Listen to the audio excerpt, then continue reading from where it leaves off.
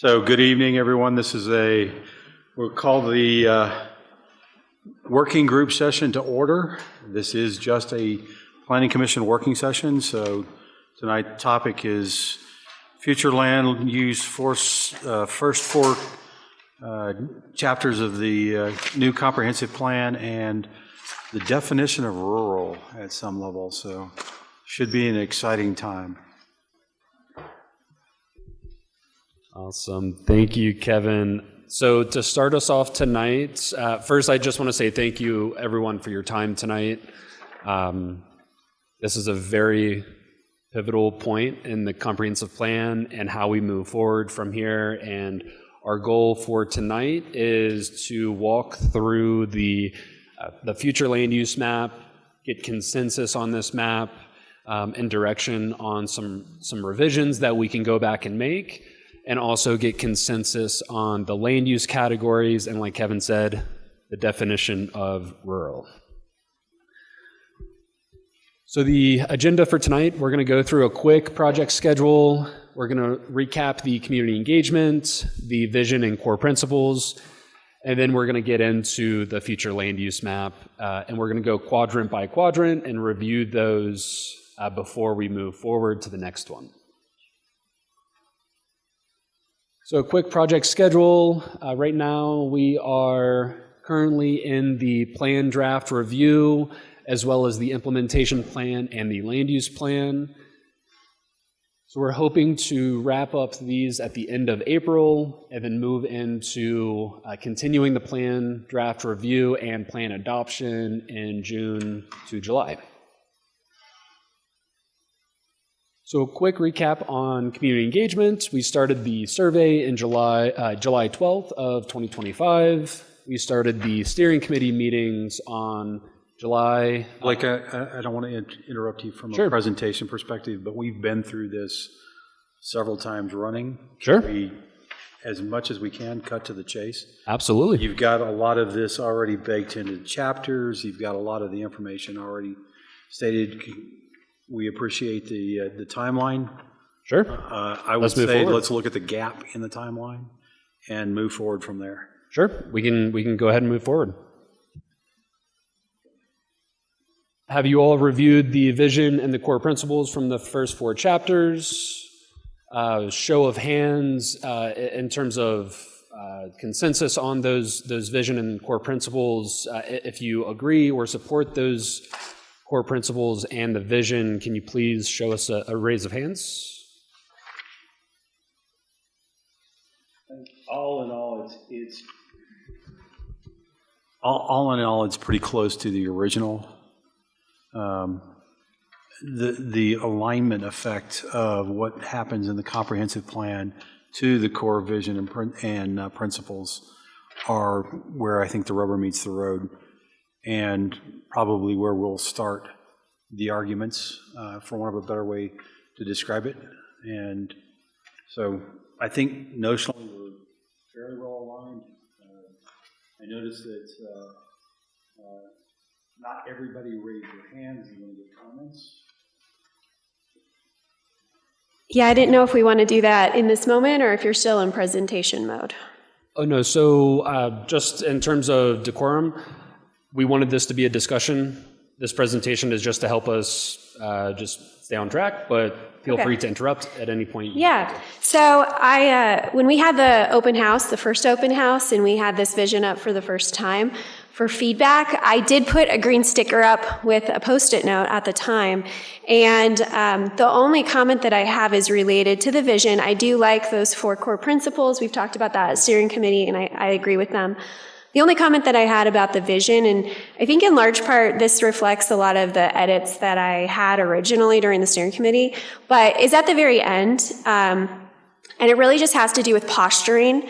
That last sentence there, it says, as we look to the future, thoughtful and responsible plan growth will be essential to strengthening our local economy, small town character, and infrastructure.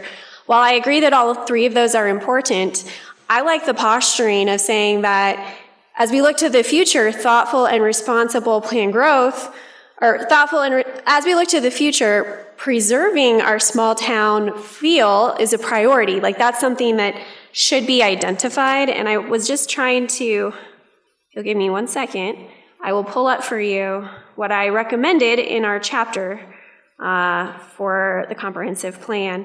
But I believe the gist of it was that we need to, I'll put my glasses, look to the future. Thoughtful and responsible plan growth will be essential to preserve our small town character while strengthening our local economy and infrastructure. And to me, that reads differently than when you put the emphasis on preserving who we are as a rural county, reads differently than making all of them equal. We want them all to be pursued, but preserving that small town character is something about preservation, not necessarily the same thing as strengthening local economy and infrastructure. So it was a small tweak, but to me, that puts preservation as a priority in addition to strengthening the economy and the infrastructure. And so like I said, I'm hoping this is an open discussion, so I see some head nodding. If anyone disagrees, feel free to unmute your mic, speak up, and then we can work through this. Go ahead, Dan. I guess one question that I have with the vision, I mean, one of the resounding themes from the survey and, the feedback from the open houses and all the forums that you had was limited, restrained, contained growth. And when you use adjectives like thoughtful and responsible planned growth, those are,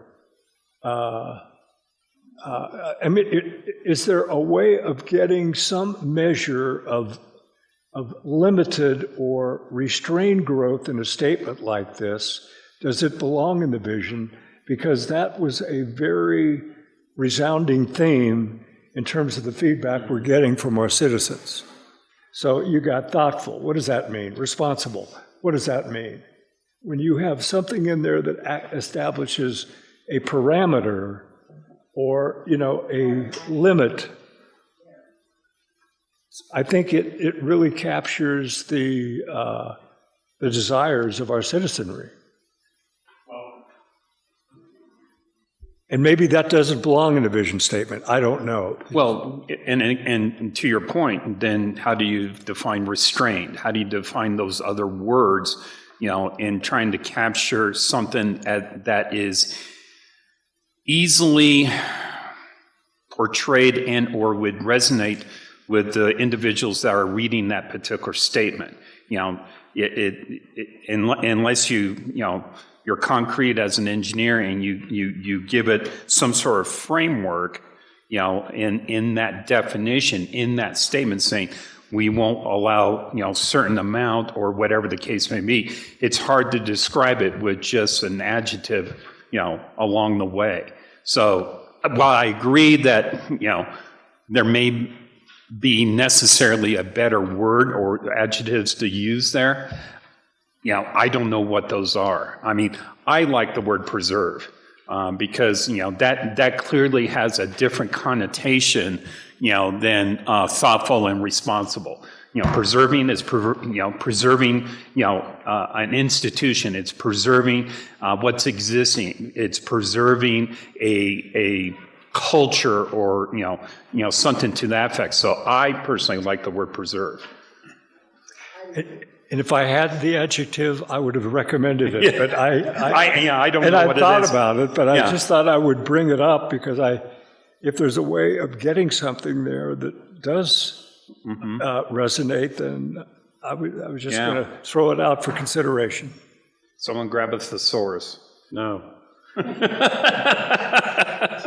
So we're speaking to a common theme throughout, right? So we've got a disagreement almost immediately with growth. Growth is not necessarily a beneficial thing.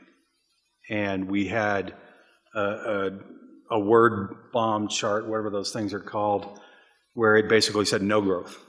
It said, there was another phrase that was related to responsible development. Those kind of things are in there. Do we preserve and take out some of the words with growth, to Robert's point? Is there another way to define what we're talking about here so that we don't necessarily shut down the potential for development, but we also, at the same time, recognize that we're not all in on, more houses, crazy number of high-density development. We have a great farming community, and I drive in from Parker, and I see that sign that says, Elbert County promotes responsible farming, and I think that's a great thing, right? So, but are we farming humans, or are we farming, animals? So I think we've got to get to a context here that makes sense for all of us.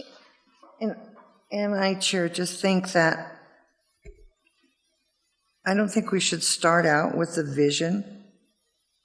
I think we need to get into the meat of this a little bit, kind of figure out where all of us feel good, where we're going to get those warm fuzzies from, and then go back and say, okay, so now what do we think our vision is? How does that, now that we've hashed off everything else, is there a better way for us to express what we finally have come up with? And I would be in favor of just setting this vision off to the side for a minute. Because I think everybody is so upset all over town about defining rural and keeping rural, and what does that mean to this person or that person is totally different. And I think that we're trying to get there, but I think if we dive into some of this other stuff, I think we'll feel better about figuring out what the county's vision really can be. And it's just... I don't disagree with you, Dee Dee. I just want to throw one set of words out. Maybe it's an adjective. I don't know. It may not fit. But I was thinking the key concept here is stewardship. We are stewards of our county. We are. And we need to maintain the concept of what rural means, and we need to provide stewardship for what that looks like in the future. We definitely do. And the other thing that came to me when I was going through all these things is we're trying to figure out each piece between the vision and the feelings and what's in each chapter and all that. And to me, it became like Elbert County is a mosaic county. Not very many counties can say that and be truly a natural mosaic county that has something for everyone. And if we can just find that perfect space in that mosaic feeling and find the spot where we can all agree that we do want growth there, and how that would definitely help the county. And then to have stewardship, like you said, over other parts of the county that we have no business tearing that up and trying to take that away from the basic core values of this county. And maybe if we can think more in our minds that it's mosaic and not just rural, because rural is almost undefinable to 10 people to have the same agreement. We all want it to be rural, but how do we get there? And I just think that I think we should start in the chapters, go through the chapters, decide, and somewhere in all of this discussion with us, I really feel like we're going to get to the place where we really need to be. And it shouldn't be a big fight, just because some of us have a different idea of what we think rural means to us, or what we want to look out our kitchen window at. But things can't always stay just the way they are. So we all have to know that that's coming, and we need to know how we can responsibly be good stewards of this county. And that's what I got to say about that. Sorry. Good enough. Any other comments?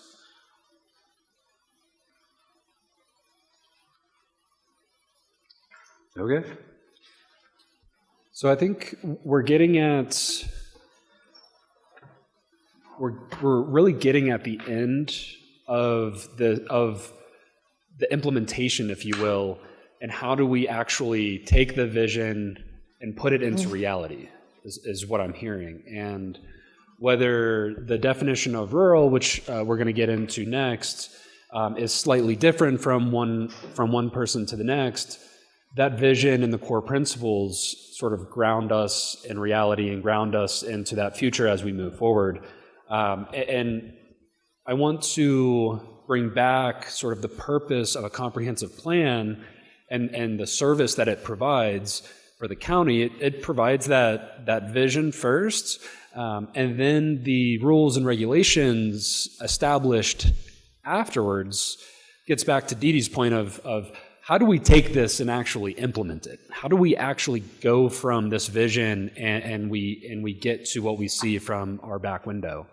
And so I think the zoning and the rules and regulations, when they come forward, I think that's when you all really shine and be able to take it to the next step of getting exactly what you want and getting right down to brass tacks when we're talking about uses, when we're talking about whether it's lot coverage, zoning, and things like that. And so I guess let's go ahead and move forward. So getting to that point of land use versus zoning and how land use is different from zoning, but land use provides that framework first. So we're not going to get exactly there. That's what zoning is. Zoning is that codified zoning ordinance that provides and establishes the development standards like building height, setbacks, and is legally binding and enforceable. And so this is what we want to kind of start with, this definition of rural. So in your packet, you should have a page for this definition. And I'll go ahead and read it out loud. So in Elbert County, rural describes a way of life and landscape defined by expansive farms and ranches, spacious properties, and a small town, family-friendly character. Rural areas are less crowded and peaceful, offering a strong sense of community where neighbors are friendly and residents value safety, privacy, and connection to the land. This rural character supports a high quality of life with scenic views in a natural environment shaped by agricultural stewardship and wildlife. Growth in rural areas is intentional, preserving open vistas, maintaining the county's agricultural heritage, and ensuring that development remains compatible with the safe, quiet, and welcoming nature of Elbert County's communities. Any thoughts on this?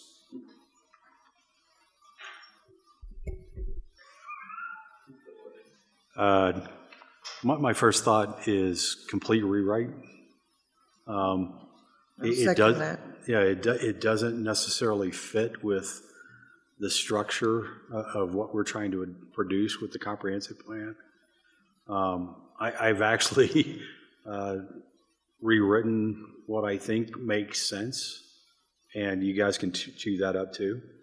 But I read that as rural areas in Elbert County are defined by low-density development patterns, large parcels, and a landscape dominated by agricultural operations, open range land, and natural features.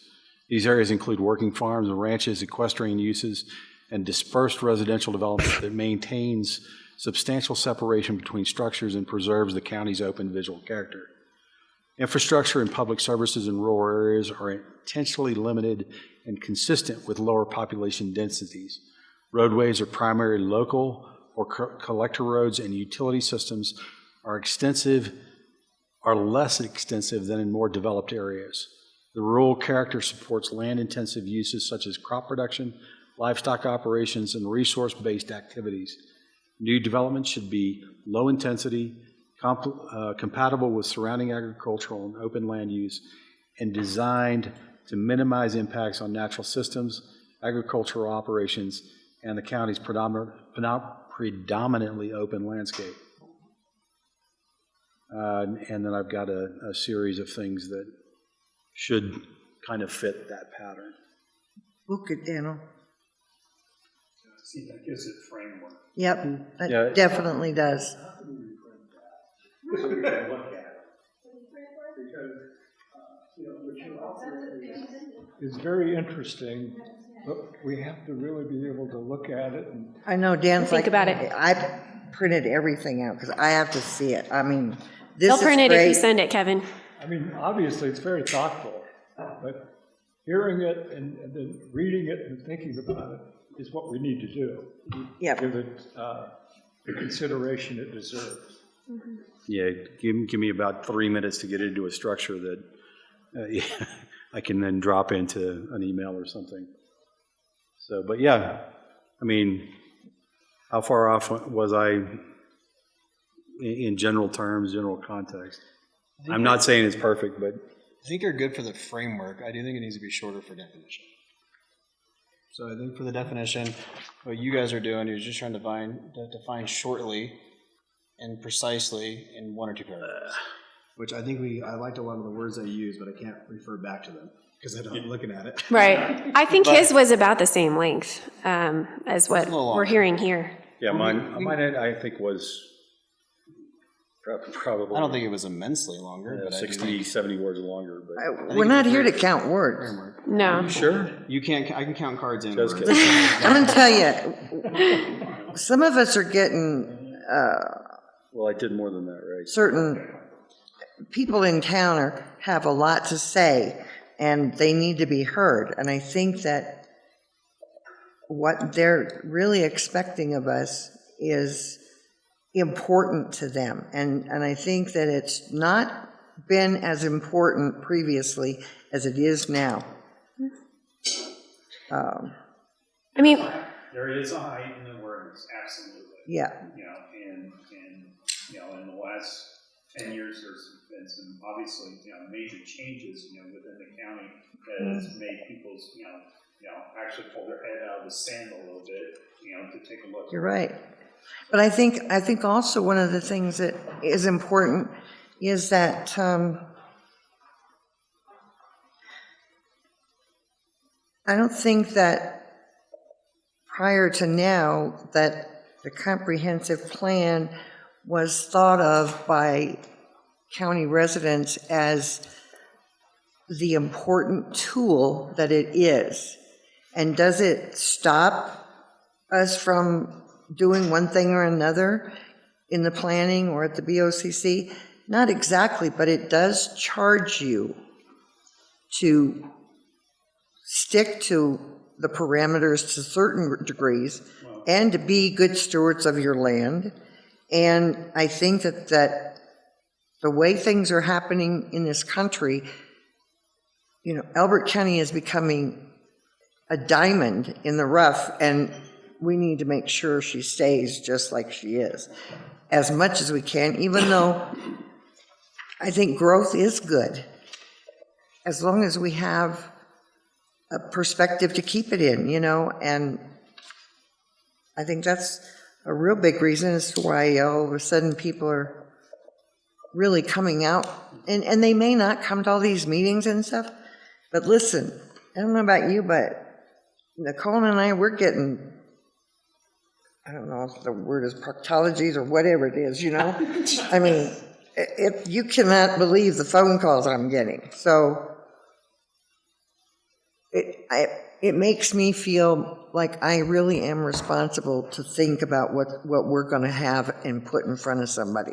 And I don't think anybody read this stuff much before. They just kind of thought it was there. It was just, people thought that it was just some kind of a guiding tool that, you know, that didn't have really any teeth to it or anything else. And I think we're finding out that it needs to have that. Well, it's a preamble to the zoning and regulations. That's right. And that's where it needs to be, it needs to have the right kind of teeth to be able to enable the changes that are necessary in the zoning and regulations. And I agree with you 100%. So that's where we have to get it to. I think the definition of rural, we've got to get this right. We can't just be like, yeah, that's good enough, because I want to remind everyone of the over 900 people that were surveyed, 705 gave a one-word response to describe the county or to describe their ideal vision for the future of Elbert County, and the number one word was rural. Right. So we have got to get it right. And unfortunately, in our survey, we did not ask our respondents to describe or define rural. So it's up to our group, because this is our document, to define it. And it's also an opportunity to encourage the public that if they have really strong opinions on this, that they need to email the county offices and come to our meeting the next time when we have a meeting that they can give public comment at, to come and talk to us about it. But we've got to get this right. This is really important we get it right. But I agree 100%. But the teeth, we need to be cautious on the words, because what's going to happen is if we go too in depth with anti-growth, and I'm not saying pro-growth here.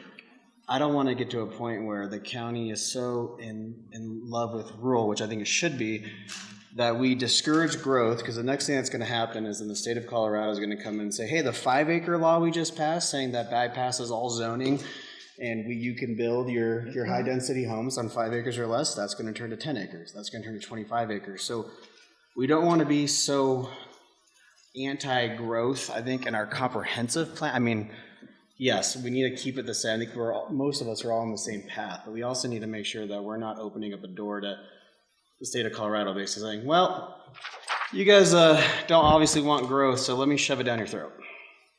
Well, I think that the Democrats are going to do that whether we like it or not.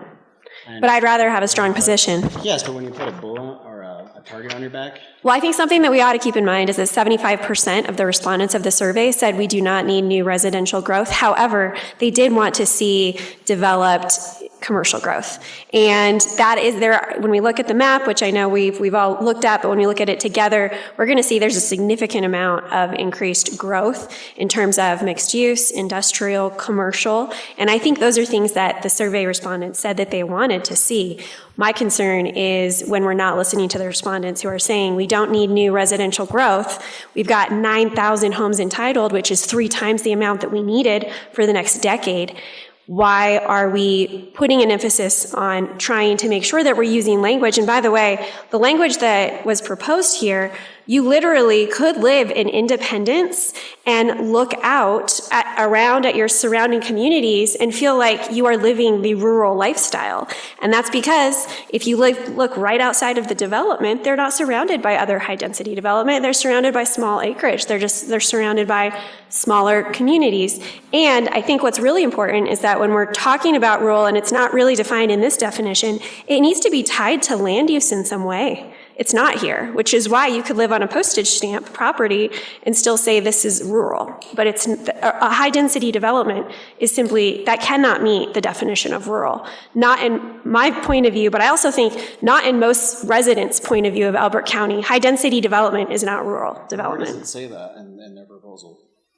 How does it say it? Well, it says it describes a way of life and a landscape. It is not tied to land use. Okay, but you're bringing up independence and looking out their back door. My thing is, the comprehensive plan didn't approve independence, correct? The comprehensive plan was used as a piece of evidence to support zoning regulations that required. I agree, but yes. who approves independence? Because that, if you're talking land use, independence still had to go through multiple entitlements in order to get even to a portion where they can even do a plat, right? So you had a planning commission body and a board of county commissioner bodies that even, you could have still had the same comprehensive plan and independence can still get approved.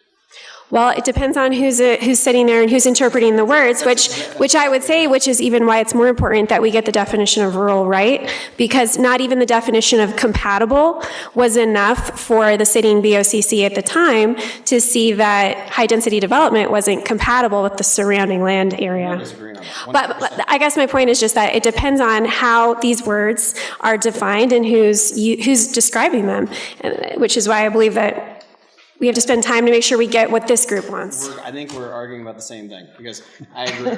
All I'm stating is, when we define rural, I need to look at your thing, because I've already forgot. It's right there. Okay, perfect. And I think a lot of this, low-density development patterns, I like the words in your bold ones being implemented into the rural definition. I do. I think we can add in, not to pound on Kimley Horn, but this does look like what downtown Denver would describe as rural. It's not bad, though. All I'm saying, I think you got a great starting point, but I think adding in some language, low-density development in part of this, instead of just a small-town, family-friendly character, and just getting more defined with it, I think would definitely... And it would also resonate with the people here in the county who understand that terminology. We're trying to develop something that will resonate with, the respondents to the surveys and so on, because, like I said, they gave a one-word definition, rural. Well, okay, if you were to give them this, or give them this, which one would they choose? Exactly. Every one of them is going to choose. And the other thing I would just want to tell you is it's not against you guys And I think it's because and what you did, Expect but the planning commission. it's tied to land use, not just words that sound rural. when I had this, I did have this at my house, and it did get read. And they said, the small town family-friendly character. It was then stated, it said, it made them feel like you were just patting us on the head, and that should be good enough, and moving forward, just totally disregarding how you feel when you live it rural, because it's different. It's so different when you move out here than when you were in another area. And it's not against anything that you're saying. It sounds great. This, technically, in all honesty, this definition, any other time, any other where, it would be perfectly great. But it's not going to cut it for what's coming at us. It's just not going to cut it. It needs more meat. Yeah. Yeah, and I really appreciate this feedback, because the definition that we provided, we walked through this with the commissioners, and they sort of gave us the thumbs up to then come to you all. But I think what we really need is this direct feedback of very specific details that need to be added, that are missing. And so I think what we're hearing right now is, now we can take this, and from this, is there anything that we should, or that you all would like to discuss on how we should refine it, or should we use this and take this and go forward? Well, I like what Kevin has proposed. I mean, to me, this is much more, it's a clear, more definitive view of what Elbert County is. I mean, when we think of rural, all we have to do is visualize everywhere we drive and go through Elbert County. It's right there. And this describes it. So I'm going to be more pragmatic. This gives us the baseline to be able to come up with the appropriate zoning. This doesn't. Plain and simple. Yeah. I don't care what the county commissioners say. We got to be able to have something that will fuel better zoning. And, All right. and I want to be a little bit more specific myself. I personally think that when you look at the type of land use patterns that Kevin's draft is describing, it also describes kind of a minimum acreage required in order to have this kind of a land use. And what I would argue is that if we're going to define rural character, rural use of land, we've got to describe an acreage amount. Is that 10 acres? Is it 5 acres? Is it somewhere in between? But to me, if we're describing a minimum, that can mean more in different parts of the county. It can mean more out east, but I think when we're talking about that northwest corner, we've got to put a certain type of, what type of minimum acreage. When I've been talking to folks who live out in that area, what I'm hearing from them is somewhere between 5 and 10 acres in order to really live this lifestyle, to have agriculture operation, or to have equestrian use, or a working ranch. You got to be able to have a barn. You got to be able to have some pasture land. So I like the idea of tying a type of minimum that can obviously be scalable depending on what area of the county we're talking about, but at least a minimum that says, hey, this is why we won't be able to call, Highlands Ranch rural, or Independence, or Crescent, or any of the other high-density developments, because in order to practice this lifestyle, you've really got to have more acreage than a half acre or a quarter of an acre, even less. You didn't like 2.5 acres, because I looked at your map. You wanted 5 kind of across the board, right? Yeah. I was down for the 2.5, but she. Okay, well, here's my thing, devil's advocate on it. Median price for a 2.5 to 5 acre parcel already is $750,000 to $800,000. Move that up to 5 to 10 acres, you're looking at $900,000 plus. Who in Elbert County currently is going to afford $900,000? That's my concern with it. Are we pricing out? That's fully loaded with house, barn. It's not right now. Not right Because I'm seeing 35 acres for Where at? 350,000 right outside of Kiowa. Yeah, but I'm talking about an established home. So if you want a home on 5 to 10 acres, you're looking at $900,000. So 4 or 5 bedroom house. It's not. There was one that just, I have my license, so the one that just sold was a 4.2. It was outdated. It was probably updated in 2010. It was, I forgot which county road, but it was within the yellow, and it sold for, I think, $899,000. Well, I think that we ought to keep in mind that there are a lot of people moving to this county. I think U.S. Census Bureau just released new statistics. Elbert County was the fastest growing county in the entire state of Colorado. Yeah, and that's just what Polis wants. 9,000 homes? Well, what I'm saying is, listen to this, people are moving to our county from other counties or from out of state. And if all we have is high-density development homes to give them, they won't be able to live the rural lifestyle that we're all trying to preserve. So if we can create incentives, I'd even love to see more developers being willing to create those 5 to 10 acre or plus neighborhoods, because I was one of those neighbors who was trying to look for land. Thankfully, we found it when we moved to Elbert County.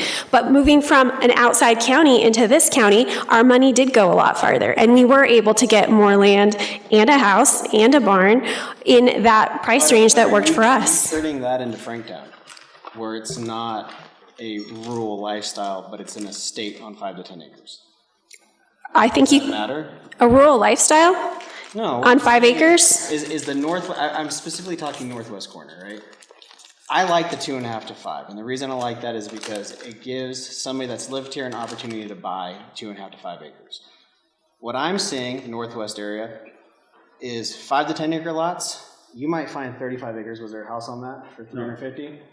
How much is that house going to be to build? Because I currently have an application in to build, because I am on small acreage, 2.5, where I want to build an additional guest suite and a shop. I'm at $400,000, and I haven't even gotten in the weeds yet, right? I mean, I'm just going through planning stages. So now you're talking 35 acres, $400,000, which is an 800 square foot apartment plus a shop. My biggest concern back to it is if we put 5 acre limitations to the northwest corner, I'm telling you, I can see it right now. You're looking in the next 3 years, $1.1 to $1.5 million.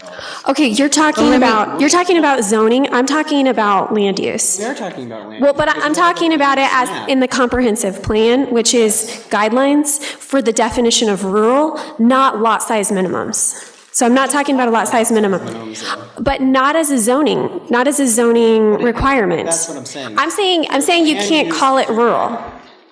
You can't call what rural? 2.5 to 5 acres? To be able to live a rural lifestyle, agricultural operations, equestrian uses, working farms and ranches. I understand, but what I'm saying is, yes, zoning and land use, but they go hand in hand. So if you're talking land use of 5 to 10 acres, okay, fine. You're not saying that's zoned for that right now. But if it eventually is, Jim Marshall's building 1 to 3 acre lots, and their starting price is going to be probably $1.1 million.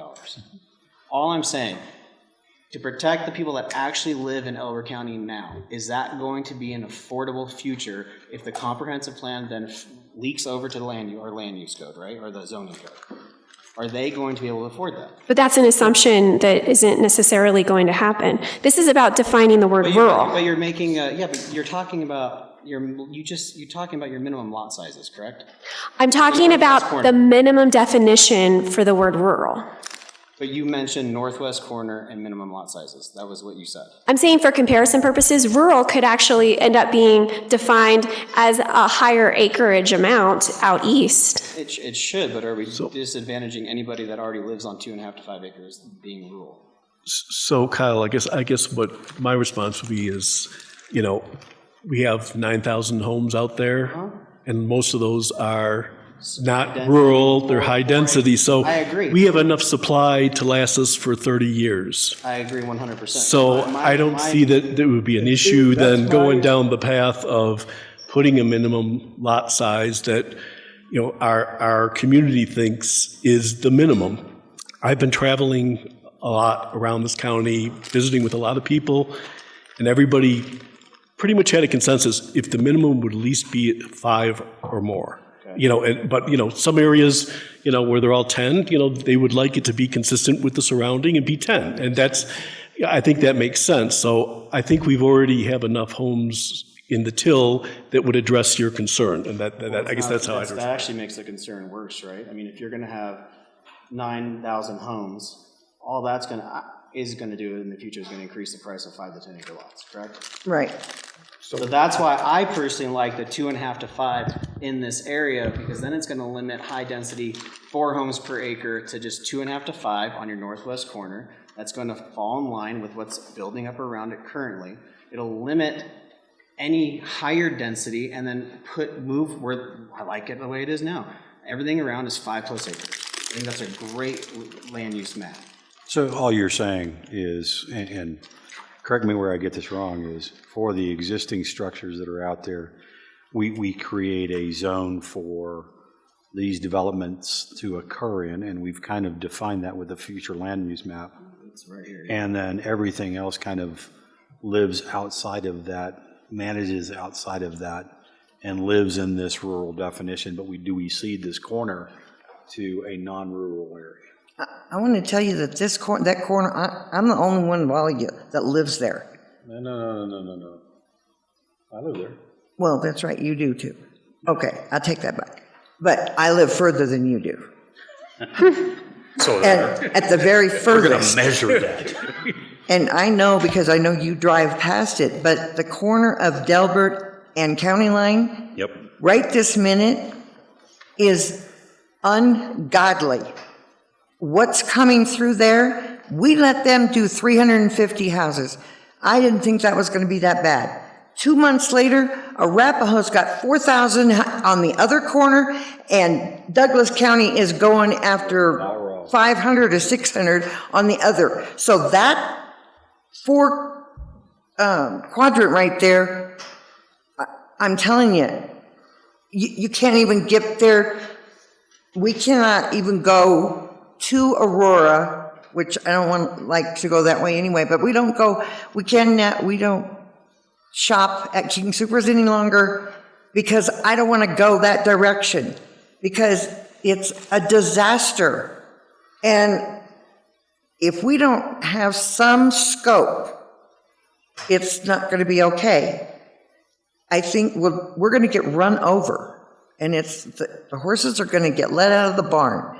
Now, there's a lot of people who live in Independence, and they love their houses there because they were able to buy in a rural area, okay? Their neighborhood is not rural, but they live in a community that is a rural area community, and they love it, because that's what they see when they look out their windows. But unfortunately, what Nicole looks out and sees is Independence. What I look out and see is Blackstone and every other thing that's there. So all of a sudden, my 10 acres, which I thought was perfect for us, is like, no, now I need 40, So they can't build anymore in my area, and that is the smartest thing that we ever did, is buy there where you cannot make your lot sizes under any circumstances smaller than the 10 acres that are in there. But everything around us, they're cutting it up like cookie cutters. You don't like looking at the earth movers? No. I don't like driving over a road that they leave all that mud under and it comes flying up and hits the windshields and stuff. No. Yeah, and I think it's important to remember, I was looking back at the chapters that we were asked to review, and one point that actually struck me the most was that of the entire population of Elbert County, 70% of them live in that northwest corner. And that of the survey responses, they actually only represented 62% of the survey respondents. So what I felt was interesting is, let's assume that all 62% of the people who responded to the survey from that northwest corner said we do not need any more residential development. The actual number of people who said that was 75. Which means there was still an additional 13% of people who don't even live in the northwest corner of this county who also said, we do not need more residential. We didn't ask them, what kind of residential do you mean? Because if we did, I think they probably would have said we don't need more high density, because that's what is continually being approved right now. But what I will say is that I think we really need to be sensitive to the fact that we asked the community to respond and to tell us, do we need more residential? And they said no. And so as we're looking at right now, we're talking about this rural definition. I think the conversation about the land use map is a little bit different, and I have additional and other thoughts about the land use map. You brought up the northwest corner minimum lot sizes. Well, the reason why I brought up the northwest corner is because when we look at defining the word rural, there's a lot of communities there that have been approved that are high density that I would not call rural. So if we're interested in putting an acreage minimum amount, I think we need to have that discussion about what would the minimum acreage be that we would describe as rural. Not a minimum acreage zoning regulation, but what acreage amount would we describe is still rural, that you can sustain a rural lifestyle and land use on? So a question that I have is, what context do we take into account these 9,000 homes that have been approved?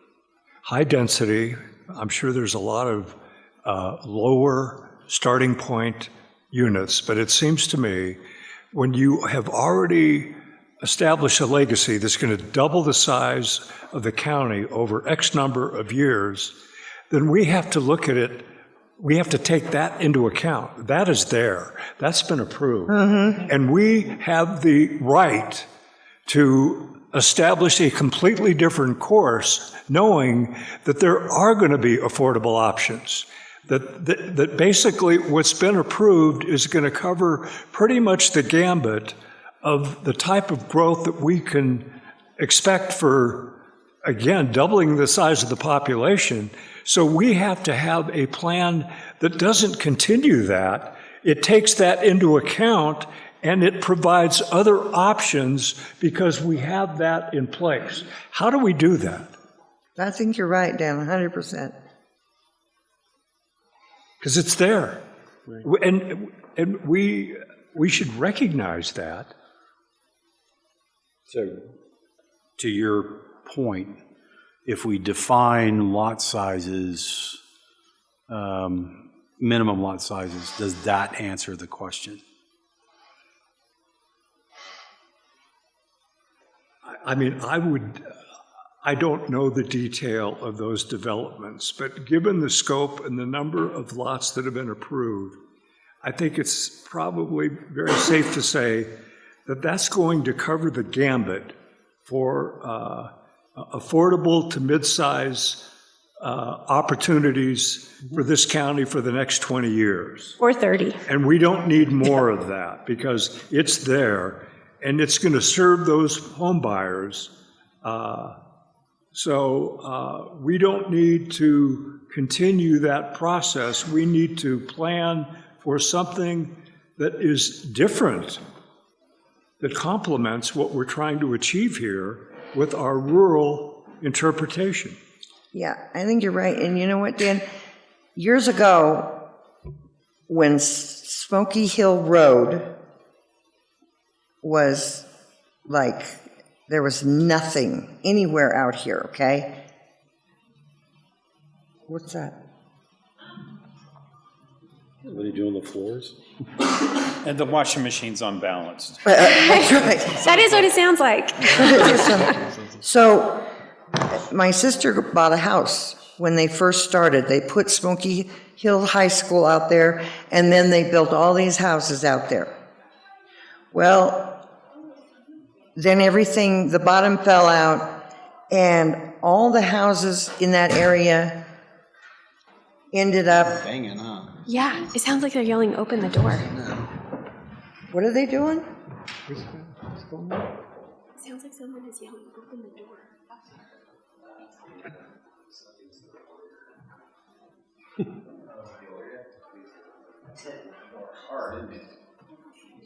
What happened? What's the reporter's name?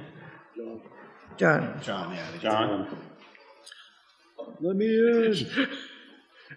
I just heard, open the door. Oh, geez Louise. Anyway, it didn't take 5 years, and there were 5, 6 subdevelopments all around Smoky Hill that were all upside down because they had bought in high and everything. Well, look at the beginning of Spring Valley, okay, and the years that they suffered and went through, that drought. And, we've heard Jim say multiple times with what he's doing with his various PUDs is, he says, they won't be fully developed until 2035, 2040, and so on. So, the 9,000 homes, granted, it's over a long period of time. But to Dan's point is now is the time that we can steer the path to a different direction. And it's, coming up with, gosh, when I first moved to Colorado 35 years ago, I had 5 acres. And I was able to do a lot on 5 acres. I probably could have done it on 2.5 acres with, just the 2 horses that I had at that time. I was very happy with the 5 acres. And, still was able to, work with it.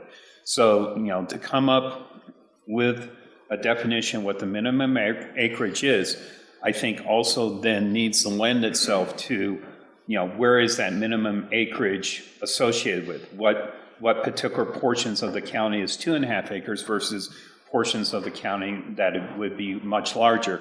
And that's where the zoning rules come in, okay? So If we're going to define it, though, I would be more on board with 10 plus. And the reason being, I work in development, and I'm telling you right now, 5 minimum acres is a dream to a developer. It's less building cost, it's more money up front. 10 acres, if we want to keep it rural, I'm at 10 plus in that definition for minimum lot size. Because 5 is just going to, all it's going to do is, all I got to do is build one estate on this 5 acres. I'm going to make 1.8 million. My build cost 900, and I don't have to worry about any type of metro tax because I really don't have to put in a road. It could be a dirt road. They can all be on well and septic. 10 to me. Now we're getting a little bit more expensive. You need to buy, if you want to create a 10-acre subdivision, you're in the thousands of acres, really, especially with a 40% open space. So if we're going to define rural, I'm at 10 plus. I wouldn't argue on that. If I can ask a question, we chatted about this for how many meetings in the steering committee process, and I think at some point we we couldn't get to a hard number. So we were hoping that you all would be able to give us that direction. In the land use categories that we do have 3 categories that do have a rural name in front of it. And so maybe it's not just one number, maybe it's actually 3 that scale, and that gives to Nicole's point, a minimum, and then that works from there. I guess in terms of a show of hands, just very generically, who all is in favor of showing lot sizes in the comprehensive plan? Do you mean on the land use map? On the land use map, yeah. Or in the land use categories that would be reflected in the map. Yeah. So I guess my question is, who is in favor of having an acreage? To what end? What are we trying to accomplish by having that definition directly on the map versus having it as a general definition that then gives the county commissioners and the people of the county to come up with better zoning regulations? If we make a blanket assignment, then we've lost some flexibility when it comes to choosing the different path over a period of time where we're trying to change or preserve the character of the county. So while a general definition is great, but to put it on the map, I would disagree with it. And I 100% agree with you that, I don't think we need to define every little segment of our county and what's appropriate in every little. Yeah. That's up to, the commissioners and what, what is proposed. But I do like having a minimum because, if we don't have a minimum, people say the high density stuff is rural. What minimum would you suggest? So hypothetically, I'm just curious. Do you agree with Kyle on the 10? I'm fine with 10. I'll say when I've traveled the county, most people would be happy with 5+. But like I said, but then having some consideration of what the adjacent houses look like. If they're all 10 acres, yeah, it should be 10 acres at that point. So let me ask the question a different way, right? So what did we just approve for the use of septic and wells? Was that 5 acres or was that 10 acres? It was. That was 5. down to 5, yeah. Okay. Which was important. Yeah, I think that kind of constitutes the foundation for what we're talking about with. I don't know if the BOCC ended up. They have not approved it. Yeah, It was our recommendation. Yeah, it's still up in front of them for recommendation. Do you know when they're going to vote on it? Or are they ignoring it until we? They had multiple work sessions on it. Okay. It's growing in discussion.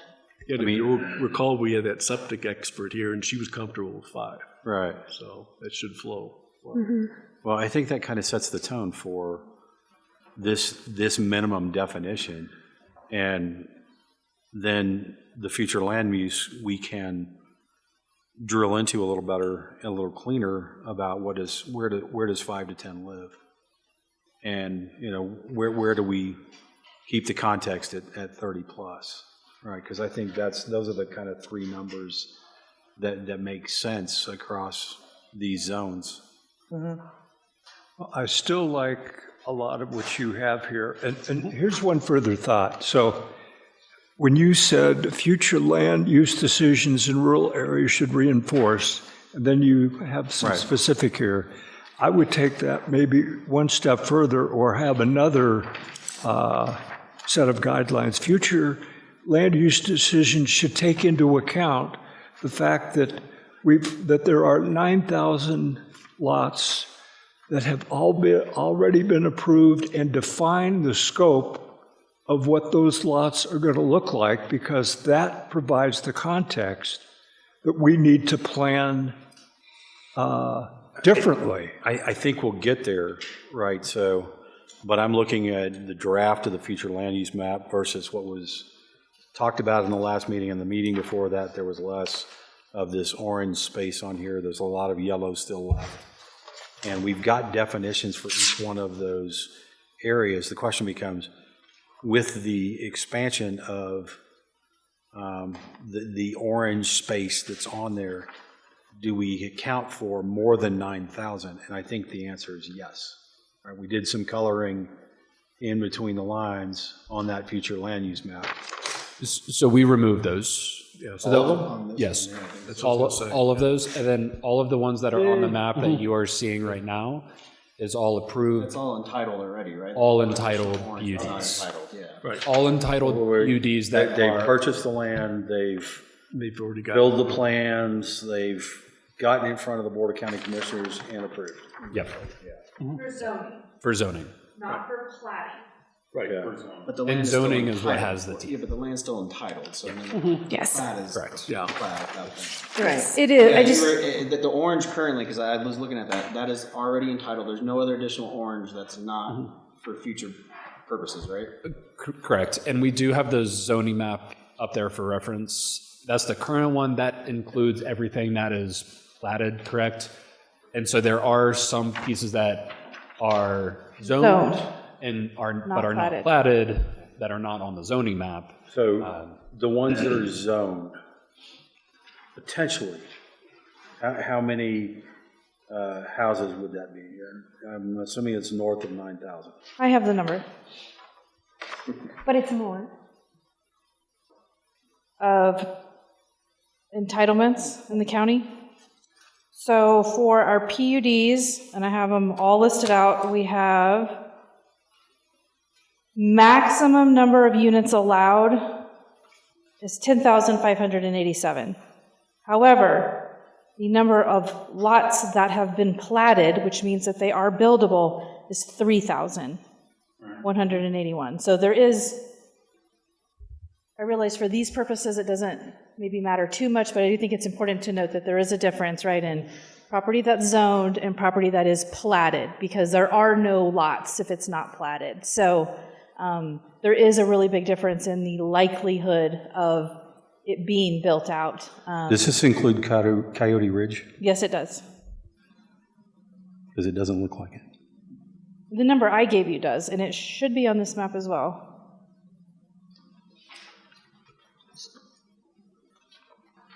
Because that block up to the north of Singing Hills and right off of County Road 13 is Spring Valley. if you look at One the of the back Spring page, Valleys. it's a close-up. Oh, I should look at the Flip it. detail? I'm trying to look at the little picture. Just flip it. Jennifer, Just flip it to the there's back. nothing in the code right now, though, where an entitled piece of property for a PUD or any type of development has an expiration date, right? There's no views on it. Yeah, so that's the, there's nothing. Correct. So, I mean, I don't know if anybody's leaning this way, but I don't think you can change the orange. I mean, because all No, that's gonna I do is agree. the developer is gonna be, oh, I can't afford it, here, I'm gonna sell this for X amount of money. I mean, it'll never, somebody's gonna buy that development land. But I do appreciate you getting rid of the rest of the orange, though. Yeah, that was a good one. And I think another option, so I tend to be more conservative when it comes to the allowable uses. And being in this industry long enough, I do understand that that maximum is likely not to be hit, but it could. And so if there's a 2% chance or a 5% chance, I would recommend that you just assume that is 100%. And so moving forward, what I'm hearing is we have the rural definition of what rural means. We have a minimum lot size to that definition. That definition, the actual term rural finds itself 3 times in the land use categories. So as a third person looking in, I would assume that that minimum is attached to those 3 land use categories, if or unless otherwise. Yeah, the land use categories should be changed to reflect what our definition of rural is, And not that's what what I'm Kimley getting Horns is. Yeah, and that's the point that I'm getting at. I think that's the next conversation of getting confirmation from you all of what those land use categories are and what the names are. So Robert, then can you just, why are you against minimum lot sizes per land use definition? Not to put you on the spot. No, I know, I'm just curious on it. No. for the definitions, fine. When he was talking about. Putting it on the map. On the map. It's the same thing. It's the same thing, though, yeah. I mean, your it's definitions the are reflected category. to your colors. So I mean, I would like to have a conversation about it, I think, because rural yellow. on the one hand, when we look at the difference between land use and zoning, when you put acreage to it, it does feel more like zoning, not like land use. So I think there's that argument to be made. It feels less descriptive and more prescriptive of this is what must go in this spot. However, I think that if we actually look at the primary land uses and the supporting land uses, what it feels like is that, just so you all know, I mean, those acreages were included in it, and only recently did they take the acreages out.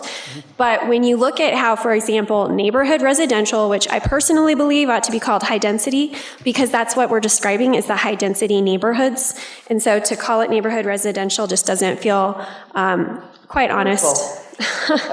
But when you look at neighborhood residential and then you look at the rural community residential, the types of primary land uses, the types of supporting land uses, and even the way that they are described, we're talking about suburban subdivisions. So even if you take out the acreage amounts, what we are describing is a suburban community that is not rural. And you're talking rural community, right? I mean, that's how I read it. Now, do I think Yeah, the minimum, exactly. the minimum lot sizes should be in there? No.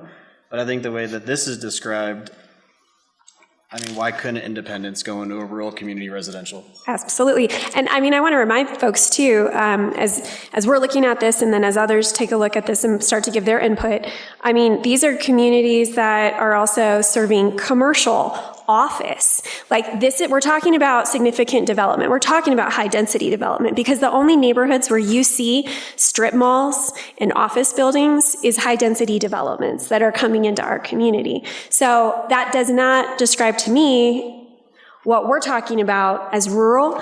And so I think we need to be clear because up until this point, there have been acreages assigned to this. They took it out because I think that it makes it a little bit more palatable, but what they're describing is still the same type of community that we're saying we would like to restrict or to limit so that we can preserve what is rural.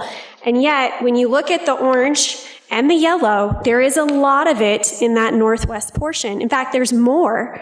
It would bring in more development like the high-density development into the exact same area that we're saying is already got a lot of development, where we're hearing a lot of folks say, less residential, please. Well, yeah, and I think before taking it out, when you had, what was rural community residential? 2.5 to 5 is what you guys had originally? It was 2 to 10. 2 to 10. 2 to 10? Yeah, I mean, when you had 2 to 10, it made it more of, I guess, teeth on it. But yeah, the way that it's written now with no minimum lot size, single-family residential detached. That's subdivision. And I think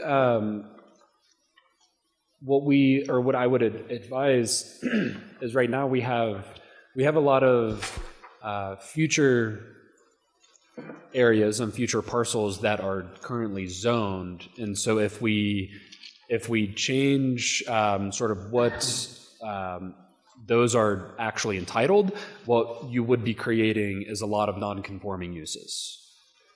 And so what we were trying to do was to contain everything that currently has their zoning, and then No, that's not true. There's a lot of developments here that are parcels here that I'm in this yellow, and we don't have commercial or office space. We're all residential.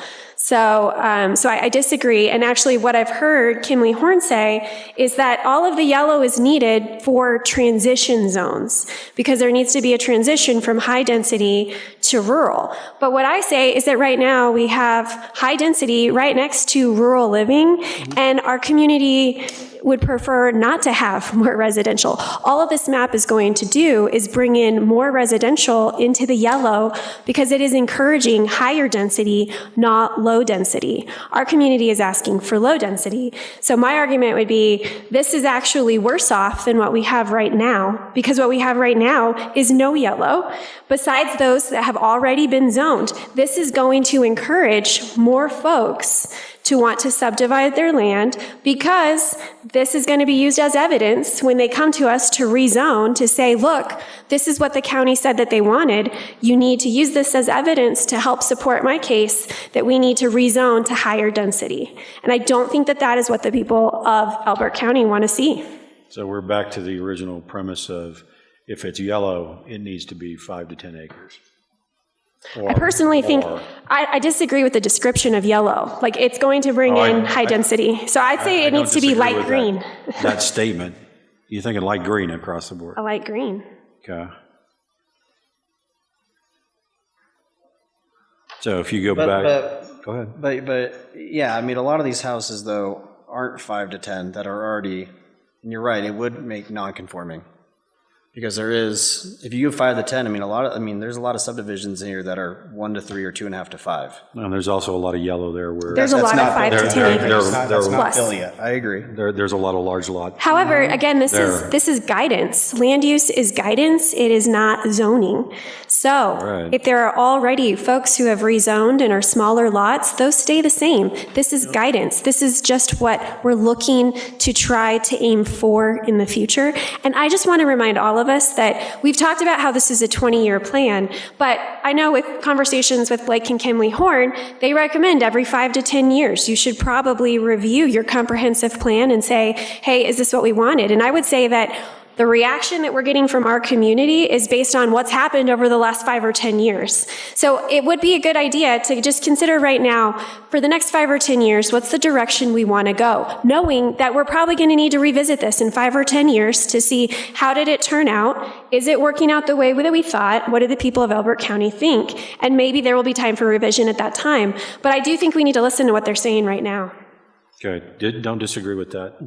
The other piece of the puzzle that we're not putting on here, and it kind of fits into that land use, is we've got a number of economic development zones that are highlighted across major thoroughfares and spread out throughout, and that also has an impact, right? So I've got 2 people that are selling 70-acre homes or 70-acre lots, and they want $4 million.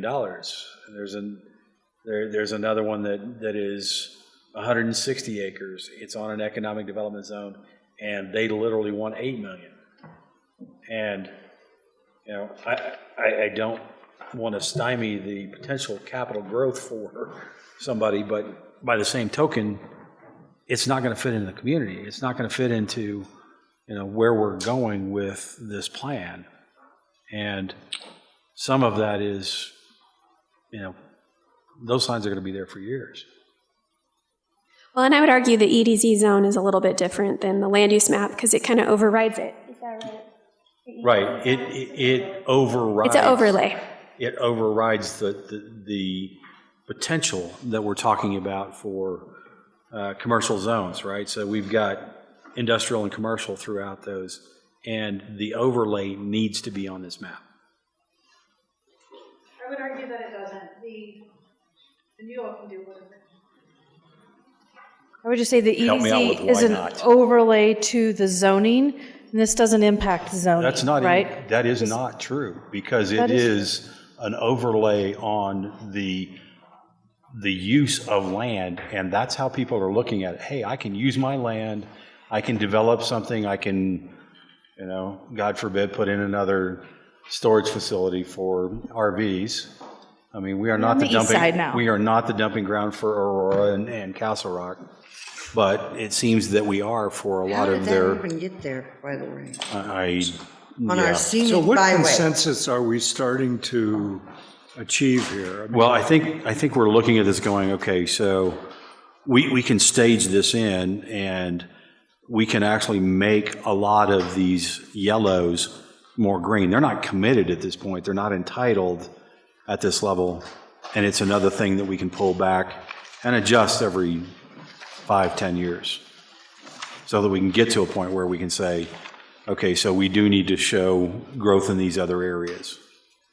I mean, I've seen a map that looks pretty green through that segment, and I mean, I think that Nicole and I don't know if you worked with anybody on that, but My husband. It looks pretty good, right? So, I got it here somewhere. I just think that these transition zones, It looks like that. yeah. as I think the opposed to- transition zones encourage higher density. They become the target for higher density in the future. So in 5 or 10 years, we're going to have potentially more outgrowth from the orange into the yellow. And then we're going to see, okay, well, we need to have a different buffer zone now. And then we're going to see the yellow creep more into the green.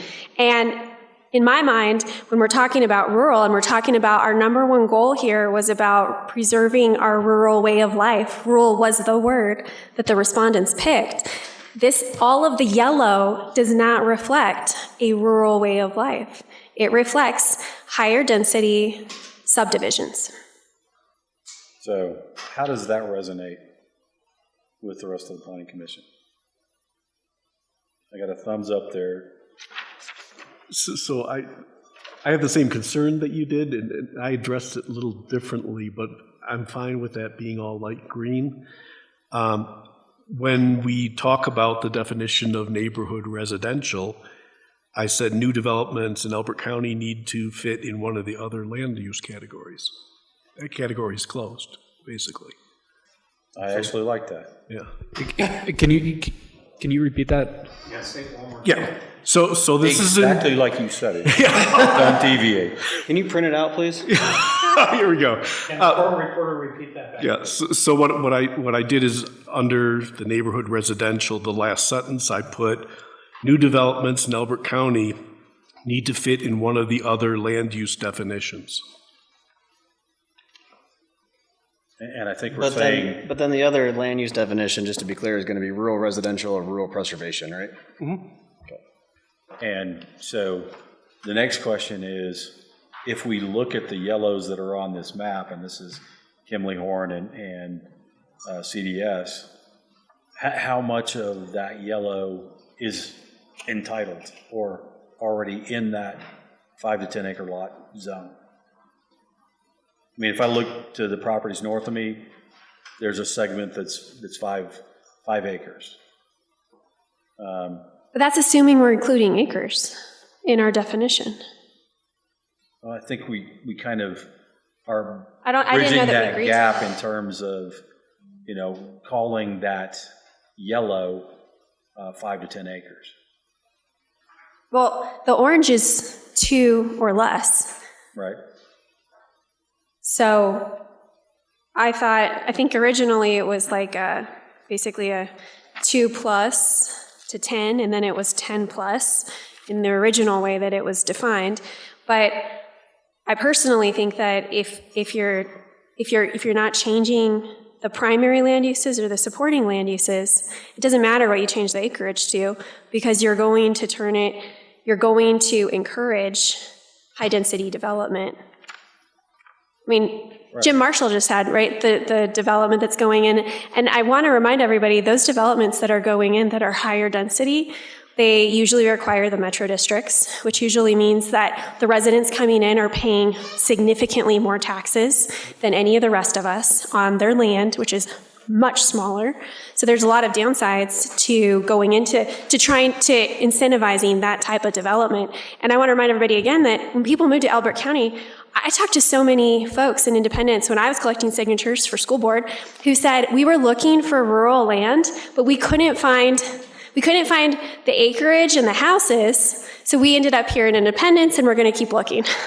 But they wanted to find land. Point, they also can't afford it at this point. Well, that's not necessarily true. I mean, the amount of money they're paying in taxes to metro districts is pretty significant. Your point, what is it, an additional 0.5 point, 0.6 additional on your property taxes? No, it's, What's the one in Elizabeth right here? What are they paying, like 1.2% on their property tax because of the metro district? I don't know what they pay. I mean, that makes, I get, but I just, It's higher. just getting rid of the yellow, I think you're just encouraging higher costs, but that's just my opinion on it. We've already got a lot of homes coming in.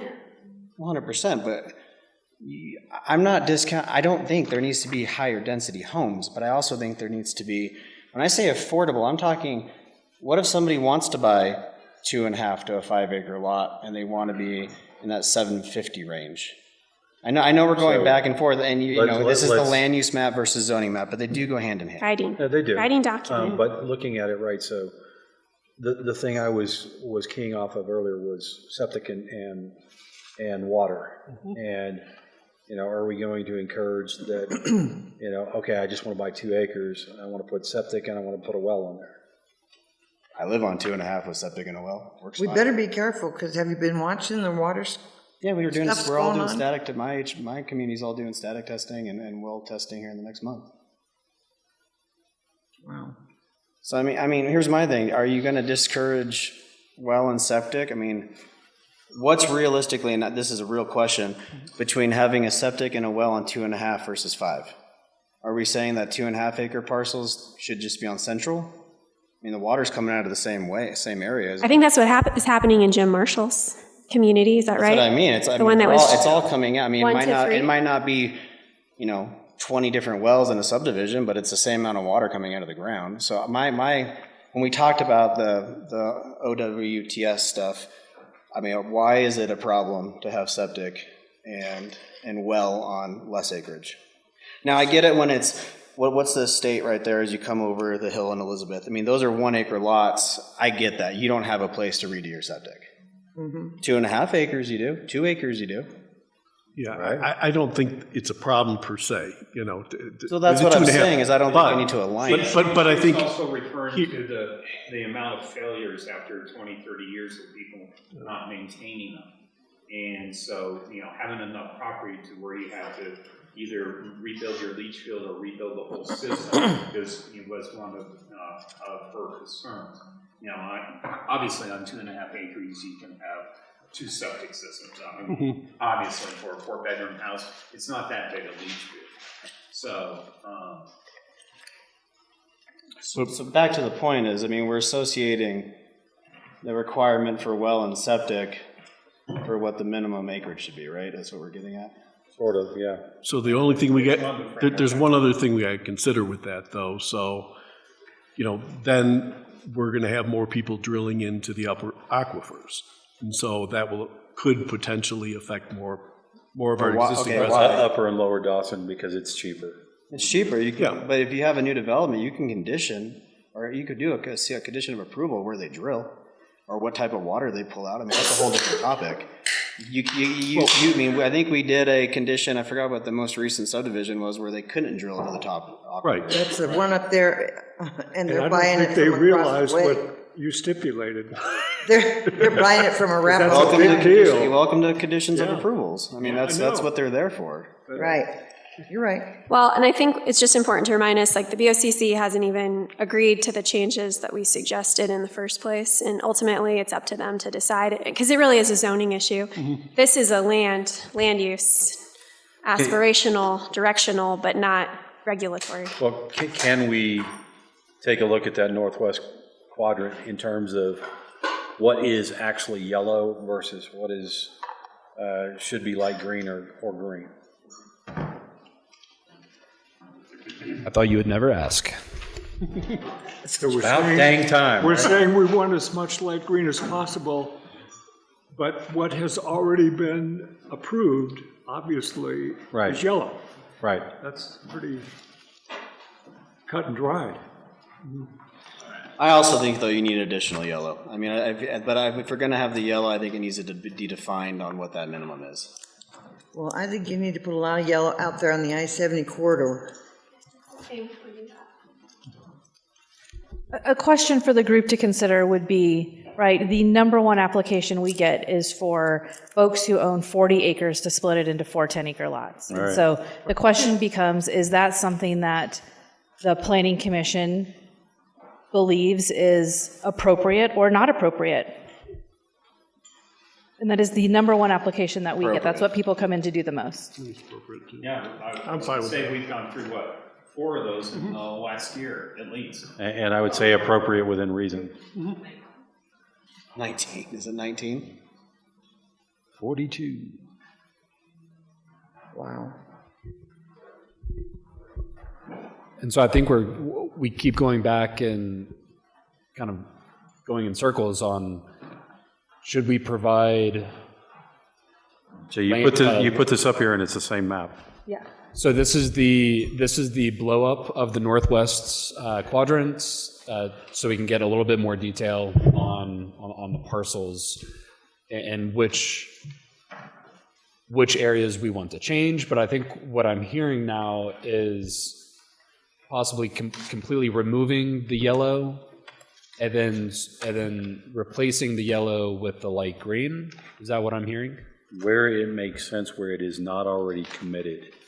So I think what Kevin is asking is to have the yellow only reflect where we're already using space. Land use represents the yellow. He's talking, yeah, this needs to be gone, light green, light green, Yes, I'll tell you light what, green. I'm in this area and we should be light green. We're Right. all large parcels. We're not Right. neighborhoods, subdivisions. Yeah, light green. I mean, so can we get a Sharpie or a, on your map, yes. Absolutely. Oh, there you I go. like the color He wants to I draw. can color my 2-year-old all day. And like, So like areas that need to be light green. here, sorry, this is actually like a parcel that is not. yeah, just X them. This is a dairy. This was the original dairy, but they're not high density. Okay. Just so you know, this should be whatever high density, whatever is. I think it would be light green is what it should be. Yep. The thing I brought to Sharpies. Okay, and what would I do though? Would I just put an X through it? Like Put an he's X on doing? it. If you want to take like a little like call out and say change to These, Oh, I see. Okay. or change to like whatever. Yeah. Okay. yeah, You have 2.5 acre parcels right here. Yeah, well, so draw a circle around it, Yeah, but you're just gonna call it out. I mean, then you have these ones too. all right? And then X out that. So other are you section. Xing stuff that Can should be you light green? Just for clarification for me, We so can I can. discuss afterwards. We're coloring right now. So the X's Light green. change to light green. Can you put a check mark to remain yellow? We Just circle won't them. even circle it or you can touch it. Perfect. I mean, because like all these should remain. Those are all small. Yeah, those are smaller up there. But everything So on that let's- strip there. Let's maybe, stop getting any closer to my house. I'm sick of it already. if we could, See if we can turn we something go green. north to south That'd be great. and then just kind of go through this whole section. So what about this right here? And then this right here, light green. Didi and Kevin, you guys. That's open space, right? So those, Yeah. Yeah, I'm right there at the airport. these should all be yellow. What about this section right See, here? this is where I differ, I think. Is you have yellow here, you have small acreage here, small acreage here. It realistically makes sense. That should be. That gap should be. Yeah, No. We beat Blake up in the beginning for coloring in the coloring in the orange. Hey Kevin, I already I don't want forgot to color that. that much. I'm gonna color all day. But I mean, realistically, though, I mean, you have it here, you have You're it right. here. That should. I mean, let's it's not compatible. How are you gonna get away with compatible that? use. What do you guys think? Yes, I would agree with you. don't be greedy. No, I can't help myself. I mean, I think you can get carried. I The think you same can spot. leave this, but get rid of that, right? Because that's compatible Why with do we have this compatible. Right. light green? Or sorry, why do we have this yellow instead of? Well, there's some small acre, those are 10 acre lots. Yeah, those are 10 acres. Exit. That's 10. That's Exit. I've never seen so excited. I like exit. What about that? And Where does Is all of it? this stop? Like where should we? This is okay, Circle. Circle. I would say.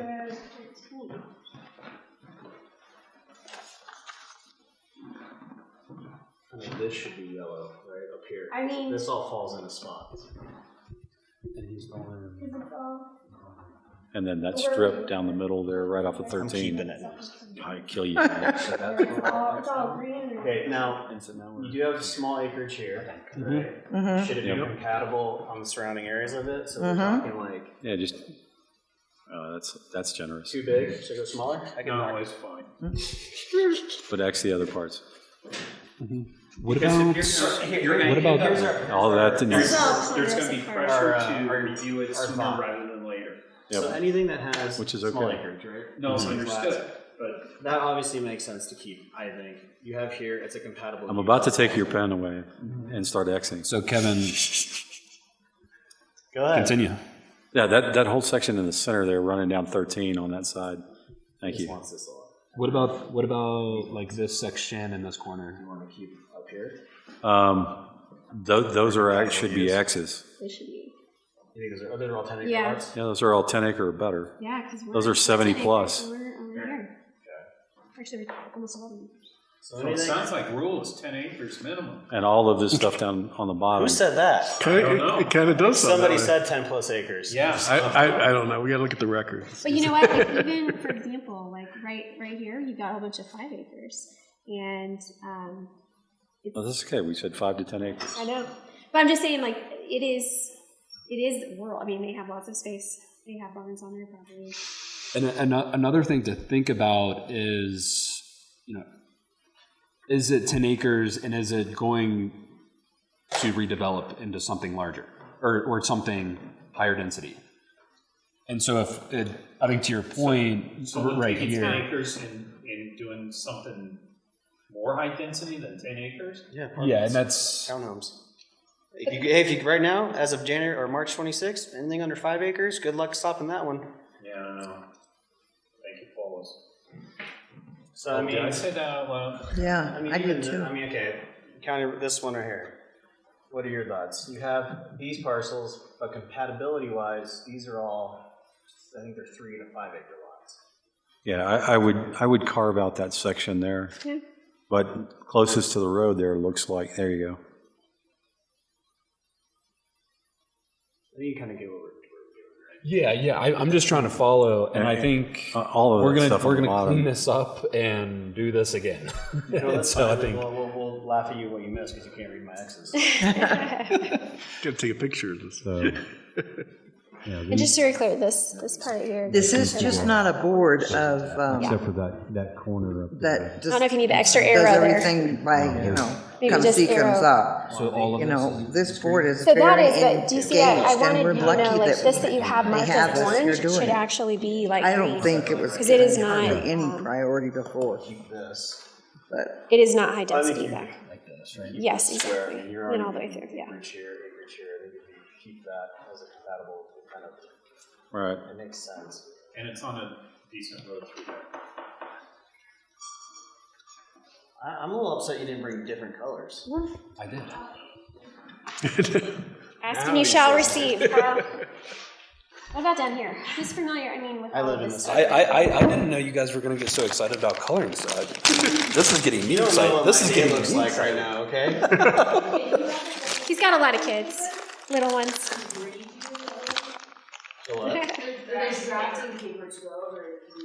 Yeah. No, I don't want to do that. No, I think this is great. This gives me a lot of good direction. So what's going on down there? here, so all this, this is 2.5, but then like I live right here. And behind me is 35 acre parcels. So right All on light that green? label, light green. Like Well, From here?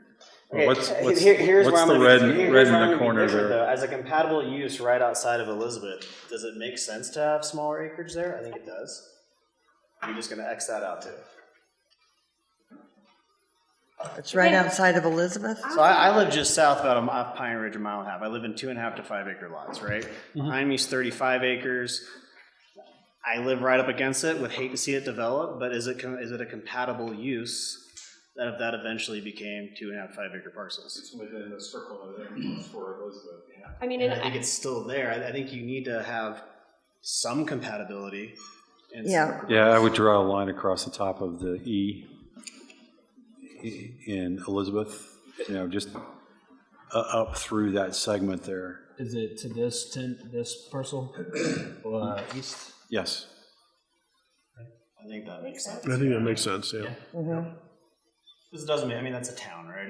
Right. And then I Yep. think I think right under the E, that this is the, Yeah. right?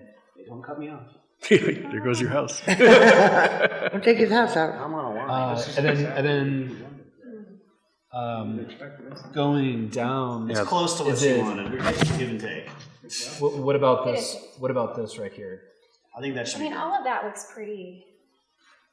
You're getting south. You're getting kind of Yeah. I think that should be light green. I mean, because I know I'm over here, Yeah. and we've got parcels about the same size. I just want to make sure yeah. that the areas that are already 2.5 to 5 acre, I mean, there should be compatibility around it. Whether that be 1 or 2 parcels circled, so of any expansion, I think that makes sense, just as a compatible land use, but.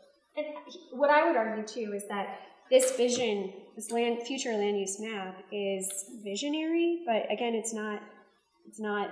Yeah, it's not yours. And so they're still going to say, well, there is compatibility as part of our zoning regulations. They can still make that case. Yeah, right. Our point is, are we trying to preserve, or are we just embracing growth and wanting a lot of growth?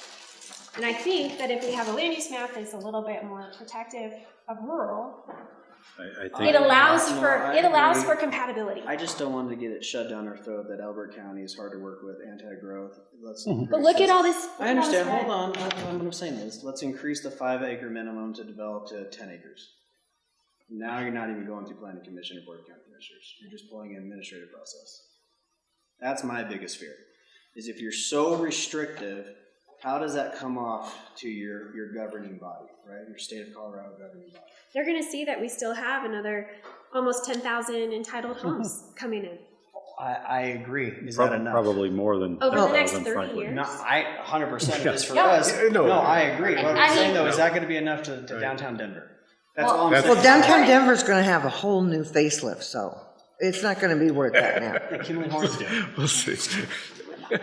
I'm desperately I'm praying for just a saying, different. that's So, why I like. yeah, leaving everything some- south of that line should be Some of the green. yellow, like around Elizabeth, I think is a I good think idea. I think we've accomplished that. I think we've done So, some good trade-offs. I I'll think take, so. I'll take the win. That's so fine. this bar is green, Yes, But guys, and what then this about is all green? yes. Yes. Then what about like this stuff? Well, hold on, one piece at a time, please. I can't, And I'm cutting off here. Are we stopping here? Or are we continuing? all that light green. All of it? Yeah, we do all like green. Because you're getting it 2 miles out of town. by Yep. that point. Yep.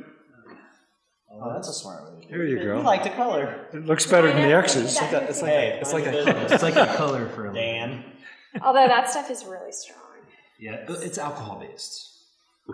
Well, he's an architect, you're not. That explains it. And then, So sorry, go ahead. All these X's need to be green. I'm just curious. Like I see this is obviously very tight development, but I mean these are similar in size. That segment up there is not green, Sure, that's but yellow. Yeah, I mean, that one's What that about right this? block. What about this 4 You block? got a whole section right there. I just leave it as a compatibility thing. Okay, so we do this right here. Yep, and then everything up above that is, And honestly, I think what we're doing. here's easy down here too. So this segment down here is What all. about this piece right here? I think that needs to be yellow, but that's your guys' call. I don't know. Cut it off about here. You can fill that in later. We don't have to do all that tonight. Yeah. Well, we do Yeah, we have do. to establish do. boundaries. Okay. Please, please. So you know, and I think some of this. Draw a line here. So All here, that. We're making some progress. This is good. Just follow that Here? one straight south. And, and then everything. yeah, green. Blake, I feel like for the future, what would have been helpful is to start with a map that reflected how we're using the land, because what we're doing right now is turning it back to how we're using it right now. Wouldn't I say And then that part to of the start with? questions that Nobody Kyle's listening? asking and others are asking is, where do we want to see it grow? Like, where would be a good place to see if we're going to bring in more housing? Is it better to bring it in at Elizabeth rather than always up here in this top northwest corner This is yellow, of the county? and that's green. What road is this? 154? Yeah, what's that? 21. No, this is 21. What's this? That's pretty close to your neck of the woods. Like, I think this one's got to go like. Which one? Well, don't mess up my house. Agree? Yeah. We actually put some green up by your house. This one right here, right? Yep. Where's Ken's house? It's probably orange. I'm not telling you where my. I know better. All of these. Yep. What about this? Light green. Light green? Yeah. That is a good pen. Smells good. Thanks, over here. It's, Let me see, I want Yeah, come and look, to see Dee exactly. Dee. Whoa, shoot. I know, that's what I said. Smells great. I mean, what I would really like to see is just have this reflect with the light green, if we're currently using the land in a way that's consistent with the light green, more rural residential, and reflects a higher or lower density, then I think it makes sense to have it be light green. So is light green 10 acres? No, it's not defined as a minimum lot size. Light green is rural, or Rural, it's rural residential. Well, And there was discussion earlier about 10 acres. What is that regarding? so the primary, 10 acres Yeah, so that was defining rural so Blake, in general. in general. top section there. There's a couple of little X's. places for X. Can I squeeze past it? Yes, just So one what second. would the green represent? All right, which ones? I'll tell you. What would the range be? Rural, well, we need to talk about that if we want to have, intersection. if we want to have the acres, but I can tell you what it says is the primary land use. The primary land use, it says, is ranch residential, which is supporting ag industry, estate residential, which would be a large lot, single-family residential, agriculture commercial, or agriculture, farming, and ranch. So I would say that kind of represents how a lot of people use their land right now. That is very good. Because you want to give a little leeway for the So maybe, maybe kind of follow the one parcel line out, yeah, and that, and then everything else. yep. It also describes it as roads that are generally rural in character, gravel or paved, two-lane are included. Properties that rely on private wells and septic systems.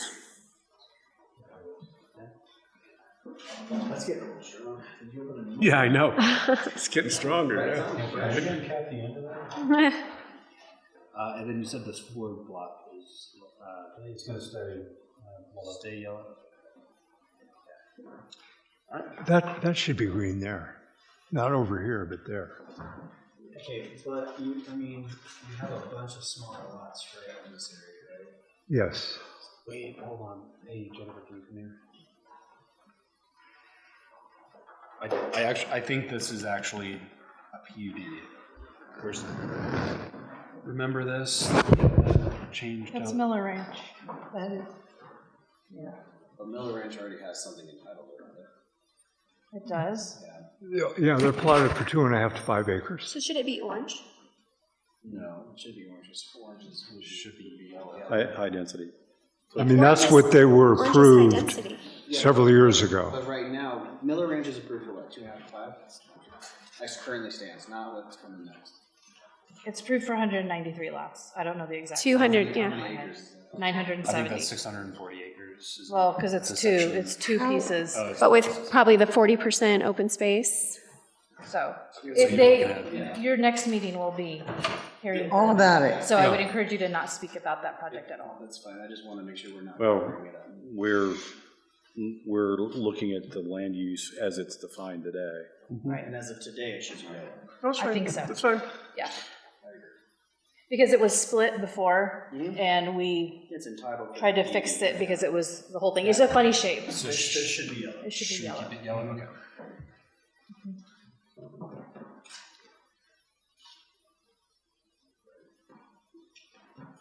Are you getting my good side, John? It's the backside. Okay. How does everyone feel about this going forward? A lot better than I did. Wait, hold on. What about this area? This was Yeah. light green, right? Or Yes, did we? Yes. yes. Yes, it was. I mean, I don't know about the rest of you, but I would say as you're going back to this map, if there's not land use that's intended for high density, it should be. Yeah, we drew that line there. Is light green? Yeah, This little bar? segment there. And then that's it, right? There's that bar. What about what are the other large yellow parcels there? that looks like 5. Oh, yeah, that's, This? Oh, that's that. I was thinking Or that this. one on that side? No, down lower, it's 3 to 5. This one right here? No, further south. This one? Stay yellow. Okay. What about this kind of L piece? I would just stay yellow. I'll let you guys decide. Why do you think it should stay yellow? I'm used to what's already there. You know, it's compatible. You see, you got orange on one side, yellow on the other. You're just gonna have And in my opinion, Well, I yeah. don't think anything's gonna. Yeah, I mean, look right here, we've got light green, but this is how the land is being used right now, even though we've got orange on both sides. I think this gets back to the philosophy of how are we using the land, and then have it reflect that. If we want to see growth in certain areas, then move that to somewhere where there could be higher density. But why would we start with higher density? That whole segment there should be one.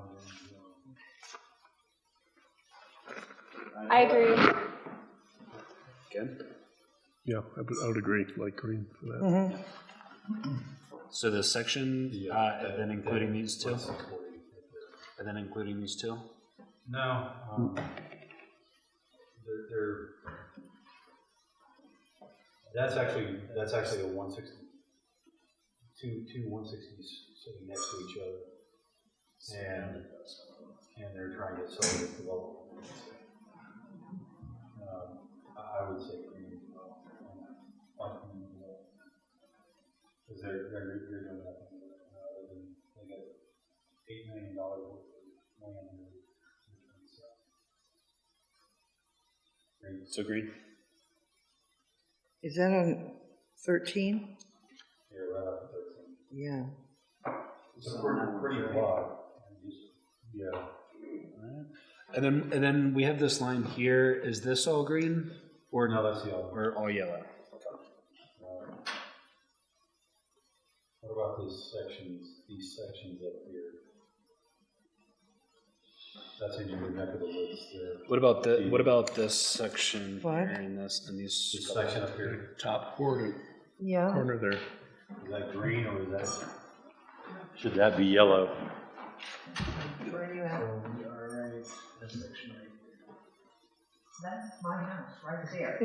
So go on. Dan, you got Orange quiet it. on Hey. us. Orange it. You got quiet on No, us. we all have 10 acres. Can I just ask, why do you think this shouldn't be light green? No, I'm just observing. Good stuff. Why do you think this part along Singing Hills should stay yellow and not go light green? These are larger lots. You're right, actually, they should go. These are. Why did you carve that off? So we do it like green. Where's Deer Creek? But compatible. Where is Deer Creek?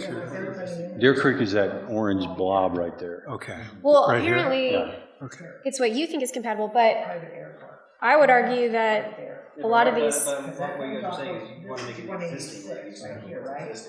Well, I would say that we can't really tell how the land is being used right now because it's not colored the right color anyway. Right there, right? Where that hashtag was. Yeah, but this isn't what the land is being used now. This whole area is all, Exactly. all yellow, right? What I'm saying is, it can't be green. You can. I get it. You're saying you would like that land to be higher density. It's all. I think it falls It into should be right like green, because we all have a property here, yeah. So do you? I don't call that higher density. I mean, It is higher density than what it's currently being used as. Yes, but what I'm saying, it's a compatible use with surrounding. Look, But if you anyone want- can still make the compatibility argument. All right. Okay, same color light green. I'm not gonna win that one, so. Sorry, I missed that part. Which section are we talking about? That little So sliver. Along Singing Hills. Kyle caved on that. Right here. I'm getting some wins, so I just want to make sure that there's areas that can be. Oh, sorry. Before I move, Green. all that's green. Well, I think you're right, I mean, people are, as much as they want it to stay rural, they also want to have a house, I mean, they want to be able to afford a house. Yes.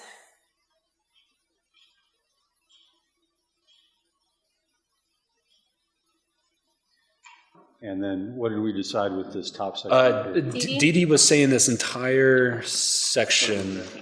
Yeah, this is where would be the, light green. this is where the air park actually is. does. So everybody here, Make it 5 acres. they have, this whole thing has to be 10 acres. Everybody in this air park is Market green. is 10 acres or more. Rural residential, rural, what you had before, what was the minimum lot size that you had? It was 10 to 35. That was This the range. whole area here, they all have What was the? at least 10 acres here. Okay, And they all have 10 acres in here. so let's mark it green. Robert, and the way it was described is commercial, industrial, or commercial office space, high density. Nobody can change this whole area in here. They're all acreages that are all locked up. So let's make that purple. No, I think it has to stay, it does have to go green because, Yeah, but please. No, hell no. Well, and I think so staying consistent, it would be notched out here.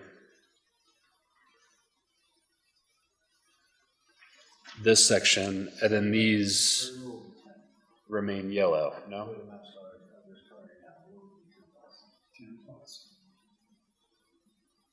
yeah, that's all 10 plus there. So, Yeah, we're not accounting for grade.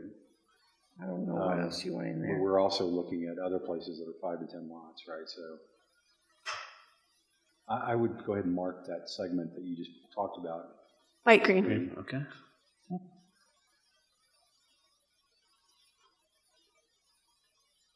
And that runs up the side as well, right? Edie? So this segment up here is also light green. How far? All the way to the road? Beyond the road, right? All those are 10 acres or more, all up there to the, is this 72 or 17, I mean, or? No, I think these are 2 to 5. Yeah, 13, yeah, These are that's 2 to 5. 17, I believe. Okay, so yeah, those, everybody's got at least, well, I think they all have at least 5, but maybe, there might be a couple in there that are smaller, but not much. What we saw is there's a lot of like 3.5 to 5. Like Yeah. that's the bread and butter. Yeah. So yeah, that's fine.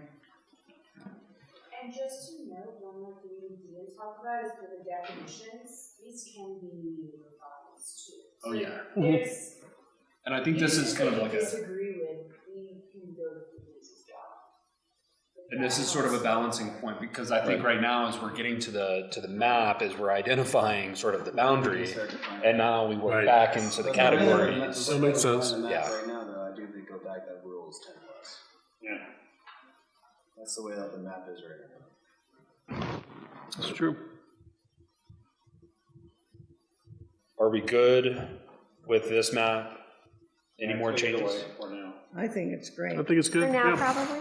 And we're all gonna It's kind of hard to read at this point. Yeah. we're gonna be targeted. Okay. Yeah. I'm gonna be like No, a it's flight better. attendant. I need a show of hands. Yeah. Everyone, Map is dismissed? For now. dismissed for Map now. is, Yep. is for now. Take it away. Take it away.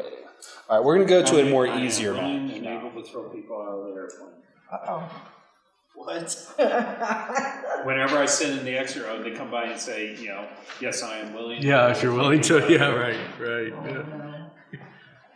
The verbal yes, can't you shake your head? All right. No. Looks good. Where's the I-70 corridor? So let's keep the same. Not here yet. The same eyes. Yeah. Where's the What I-70 about? corridor? I think so this is 86, and this is Oh, this Elbert. It'll be farther over. So these are, Yeah. this is the, So South. we're here. this is the subdivision. Yeah, back corner. Yeah. Technically, same with, well, these ones are. Like these. Two, yeah, that's not rural. Even these down here. Isn't that like a air park or airport community? I think so, yeah. It's this one right here. And they have 40 acres out, that's where Dita's in. See, I'm in one air park, she's in the other air park. They have 40 acres. No, but there is, That little one. there is a lot of those houses out there So do we that need to have. recolor those I was yellow? gonna say, that's your neighborhood, John. Should we have those reflect the smaller density, do you think? Do we want to do orange or yellow? Yellow. Okay. We do have yellow, but it doesn't look yellow. Yeah, it's not gonna. Yeah, it's the gold. Yeah. That's the one I had, like. Oh, sorry. I thought you had. You started getting me a little nervous when you put out the. I'm not doing orange. Okay, so let's go north, south. Yeah.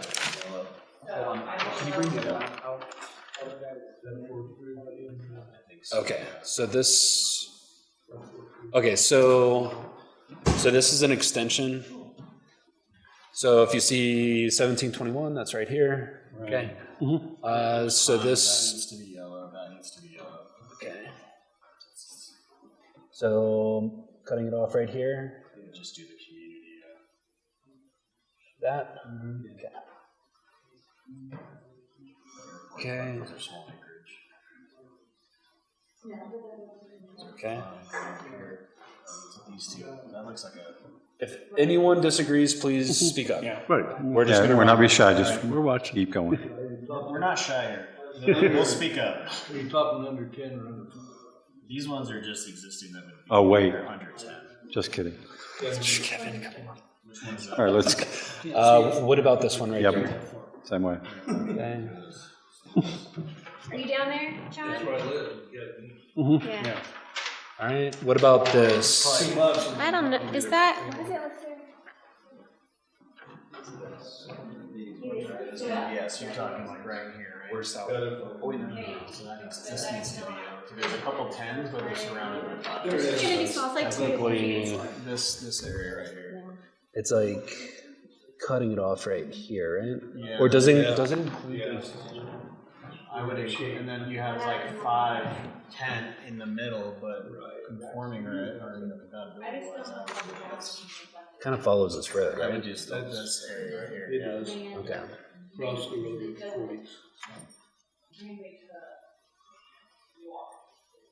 Okay. Awesome. And then These are 3 to 5s too, isn't it? Yeah, this is. and I think it's I would keep the rest light green. These existing communities, do we have commercial or office space? No, it depends on if it's someone using their residential space as an office. Yeah, but that's, I think that's that was the question that was posed to us, But you don't need to specifically have, for bed and breakfasts. is that why it's community mixed use? yeah, I mean, that's a big deal, right? If you're in a high-density community, using your residence as a home, as a bed and breakfast. Well, Yeah, we're not gonna put or that if on or if someone is. That's what he was saying a concern was being able to. don't be saying anything about that, Nicole. I may have to be doing that lately. I might have to do that. As a B&B, I just don't have it It's for the dogs, right? It's for the dogs. Yeah. Okay, show of hands. Who's okay with just to Nicole. confirming this map? Yep, done. Show of hands. Show of hands. Roll. Please. All right. All right. Next. Consensus from everyone for these two? We're actually moving a lot faster than I told you. Hey, really? Encouraging you guys, come on. I already missed bedtime, so we can go till 10, it's fine. I told you we had to get on something else other than the northwest map. Yeah, Just so we can have. to get into the meat of it, right? Yep. All right, let's start. Let's start with maybe the easier piece. This one was.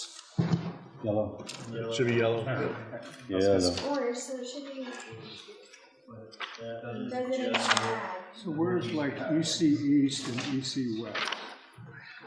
Oh my gosh. So the zoning map does not include this strip and then these two. Leave it out. Yeah, just do yourself a favor and square it out. We're gonna get in so much trouble anyway. Well, I think something that's important to keep in mind is that the public can give feedback on this map. Of course. Before we finalize anything. Right. And then down here, Yeah. Well, we had 5 acres to 10 acres as like green in the northwest portion.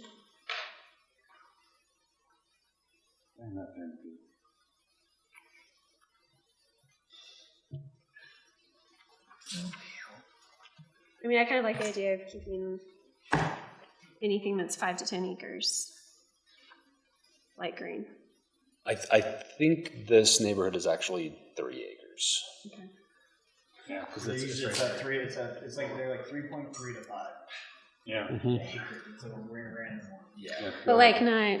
Not any of those. Those are 10 acre lots for sure. Thinking like right. Sorry. The people hear what you're doing, Blake. There's people in that other air park who have been already coming in trying to subdivide their 40 acres into 4 10s, and we already approved one in I'm that. not sure why we have so much yellow up here. I'm thinking it needs to be like. Because it connected to. So now looking at that map, compatibility wise, that would all be like. Yes. I agree. And then what about Those these are- 4 and then? Those are larger parcels. He has a question, guys. Yeah. Yes, sir, this. Recent information on Kiowa. The town administrator, Kim Boyd, basically has declared 2 of the sites that developers are interested in developing at Kiowa as prime affordable housing property. What? Is it in Kiowa or is it outside of Kiowa? Yeah, Well, it's already in mixed use, so we're not going to color it in for this The one is the one exercise. that was previously annexed and then de-annexed, Right. which is 45 on 45. Yeah. And the other, I'm not sure where it is. You have to call them. The other one, I believe it's this one right here, or it's actually it's this one, which is just north of this one. And the second issue is tonight, Kiowa's hiring a new superintendent, and the status of the application to Kiowa Department of Education, building excellent schools today for what, $7 million to build a school at the site is pending. The new superintendent will basically will shut it down and support the thing going. Well, and Blake, we are planning to talk to Iowa City Council So once folks, we revise Elizabeth. this, I think Thanks, John, for We'll that get feedback. information. Thank you. Yeah, thanks, John. Thank you, John. Because I do want to make Once- sure that they can give feedback on this map as well. Yeah, and I think it needs to come before we finalize. Oh, yeah. And so once we revise this, then the next step is to go to each town, present this map as still a draft map. What are their thoughts on it? And then we'll relay that information to you all and then go. I think somebody from the planning commission, or somebody from the steering committee, I guess, needs to go with you. Yeah, I think we'll have a virtual meeting, so. Dee Dee's saying she wants to go. If No. It's an open invitation. That was a volunteer right there, dude. Thank you. For your All right, there you go. Somebody needs to go and help him discuss it when, shot Grace, perfect.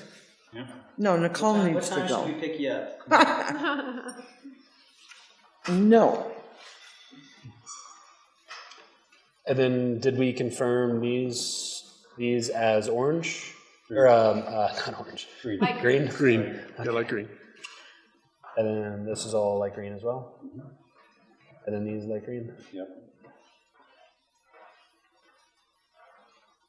All right. Show of hands. Who is in approval? All right. Look at us.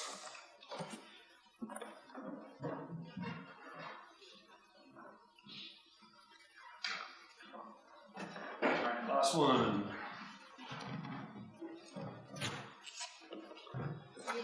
I didn't even eat anything today. I don't know why the heck. Why is the gray so big on this map? The purple? The purple, whatever that, I thought it was gray. So Lavender. What about it? why is it so large? Why are we dedicating that much space to commercial? Industrial. So I think what we heard from the steering committee is that, like Nicole was saying earlier, Yeah. there was a focus on more commercial growth and industrial growth and less so on other growth. And so with this being along the I-70 corridor with quick access to the highway, it makes sense that then it's essentially separated from the rest of the county. Yeah. The rest of the community? Yeah. I think they saw it as a place where there could be some job creation as well. It is. It's a great place. Chris and I went out and drove the entire area. I won't argue. And I think that there was also just a lot of support, especially for the mixed use, to potentially bring in commercial, but residential homes too. So if we're bringing jobs to that area, then we can also bring some homes to that area. I think some homes could go out there very nicely, and it would.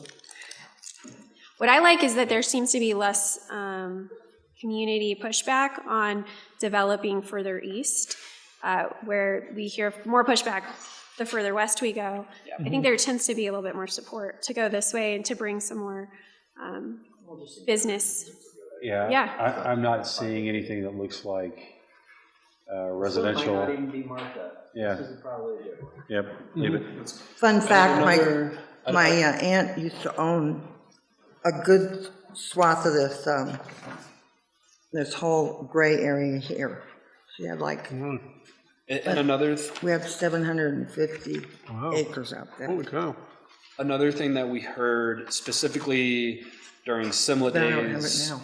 and speaking with more of the Simla residents is that they want growth, and I think that was a really stark difference between the Northwest and the Southeast. Simla and Matheson, that's why we have this sort of corridor along 24 connecting to Lyman, and then also allowing agate some boundaries to grow into if they want. I think the question that I have is the light green areas sufficient? Because the light green areas would be able to redevelop into those 10-acre lots plus. I think so. I think it's enough. Once you start going a mile or two off of the 70, it just turns into a large range. Yeah. Right.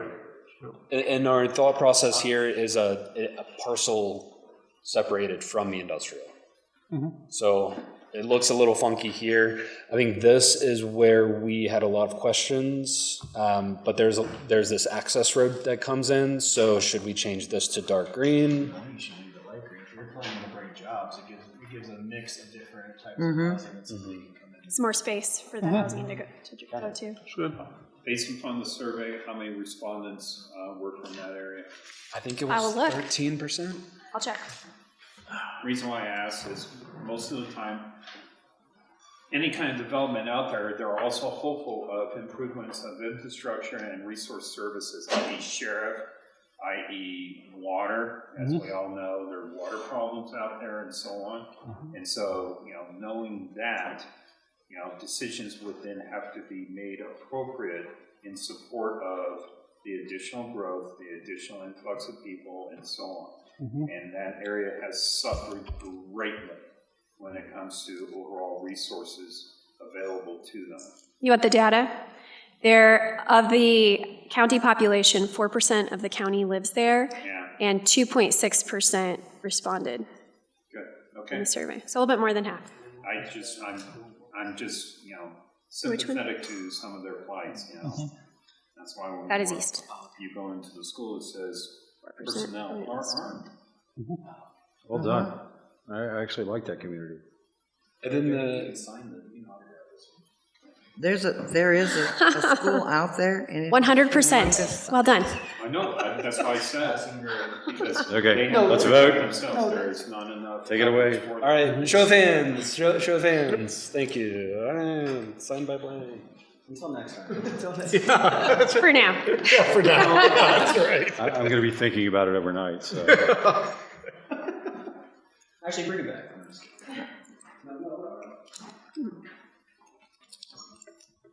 All right, and I think now that we have had a chance to mark up the map, and I hate to reopen a can of worms, all right. but going back to the land use definitions in the categories, how do we feel, or can we get some more concrete direction on how to change those to reflect the changes that have now been made on the map? Well, so the definition of rural, I think we've come to the consensus, means 10 acres plus. What are we doing? The definition of rural neighborhood, whatever the, becomes 10 acres plus.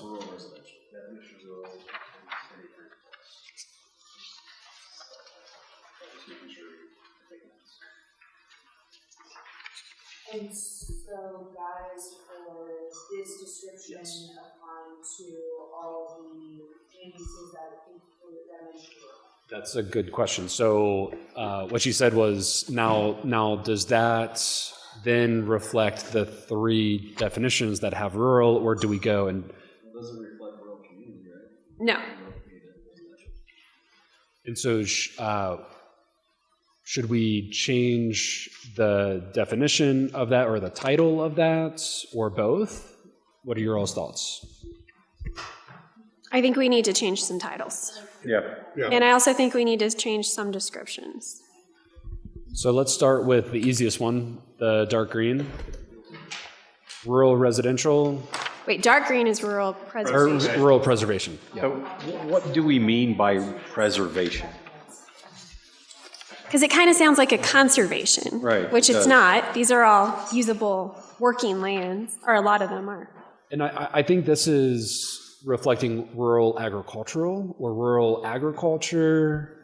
I'm going to just throw out How some about names. agricultural? Or just plain agriculture. Yeah, just call Yeah. it plain agricultural, because we have, Yeah. and it That's it. lines to how we're zoning as well. And the way that we've described it in this definition is agriculture, farming, ranching, and ranch residential, which they say is residential supporting the ag industry. Everyone okay with that? Sounds right. Yep, just plain agriculture. All right. John, you live the lifestyle. Dark. Do you agree with that? Yeah, I do. I have a lot different definition of rural than everybody else does here. Because I live on 140 acres. So anything less than that is not rural. Well done. Noted. Wow. Let's call it. Maybe we should adopt John's definition.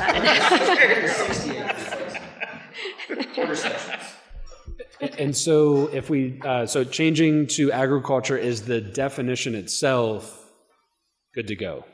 I think so. Seeing a lot of head nods. And the uses? And the primary and supporting land uses and the infrastructure piece as well.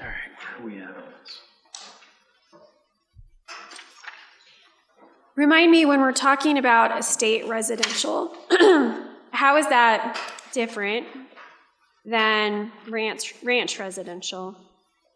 I think the ranch residential is the agriculture supporting residential. So you have active So you have a agricultural commercially uses. ag business? Or you have agricultural uses on that parcel, and then you have a residence as well. Essentially like a ranch. Okay. So the difference would be whether or not you run like a commercial business on your land? So we could put feedlots out there, is what we're saying. That's a, I guess the reason why I'm asking Because you got all is those windmills going. I could see that a lot of people might have a lot of land that they use as their estate residential, not as a supporting land use, but as a primary land use as well. Right, and we've got that as one of the definitions. But supporting is meant to be like secondary, not primary. Correct. Yeah. And I'm just it would wondering be- if that reflects how the land is currently, if that's how we currently use our ag land. It's typically like, for example, a storage facility typically has a granny flat or a worker unit. So a storage facility would almost always has an apartment to it. So it's like it has a residential use to it. We banned all storage facilities. But just as an example for it's the same for agriculture land. A lot of the times where we have agriculture land, we have a residence on that parcel as well that supports that use.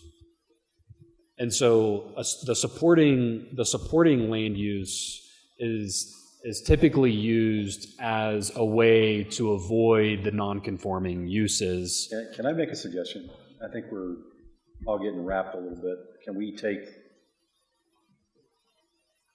9 minutes, 8 minutes, and just buy a break, get coffee, things like that? Yeah, absolutely. It's 5 minutes and make a cup. Because we don't have any. Brown water? Yeah, brown water. No, it's not brown water. It's bum water. I watered mine down, but it tastes pretty decent. We're on the air. Okay, folks, back to order. We are on the air. Hello, Nicole. Nicole?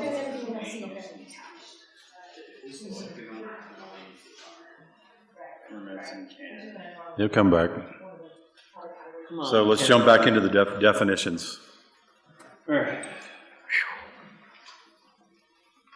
I've got a question, and maybe I missed something earlier. But when we have these different designations, why do we not have a range of property size, just as far as parameter is concerned? Why is it so ambiguous? I mean, I can understand where you don't want to get down into the brass tacks, but it seems like having a range would provide more,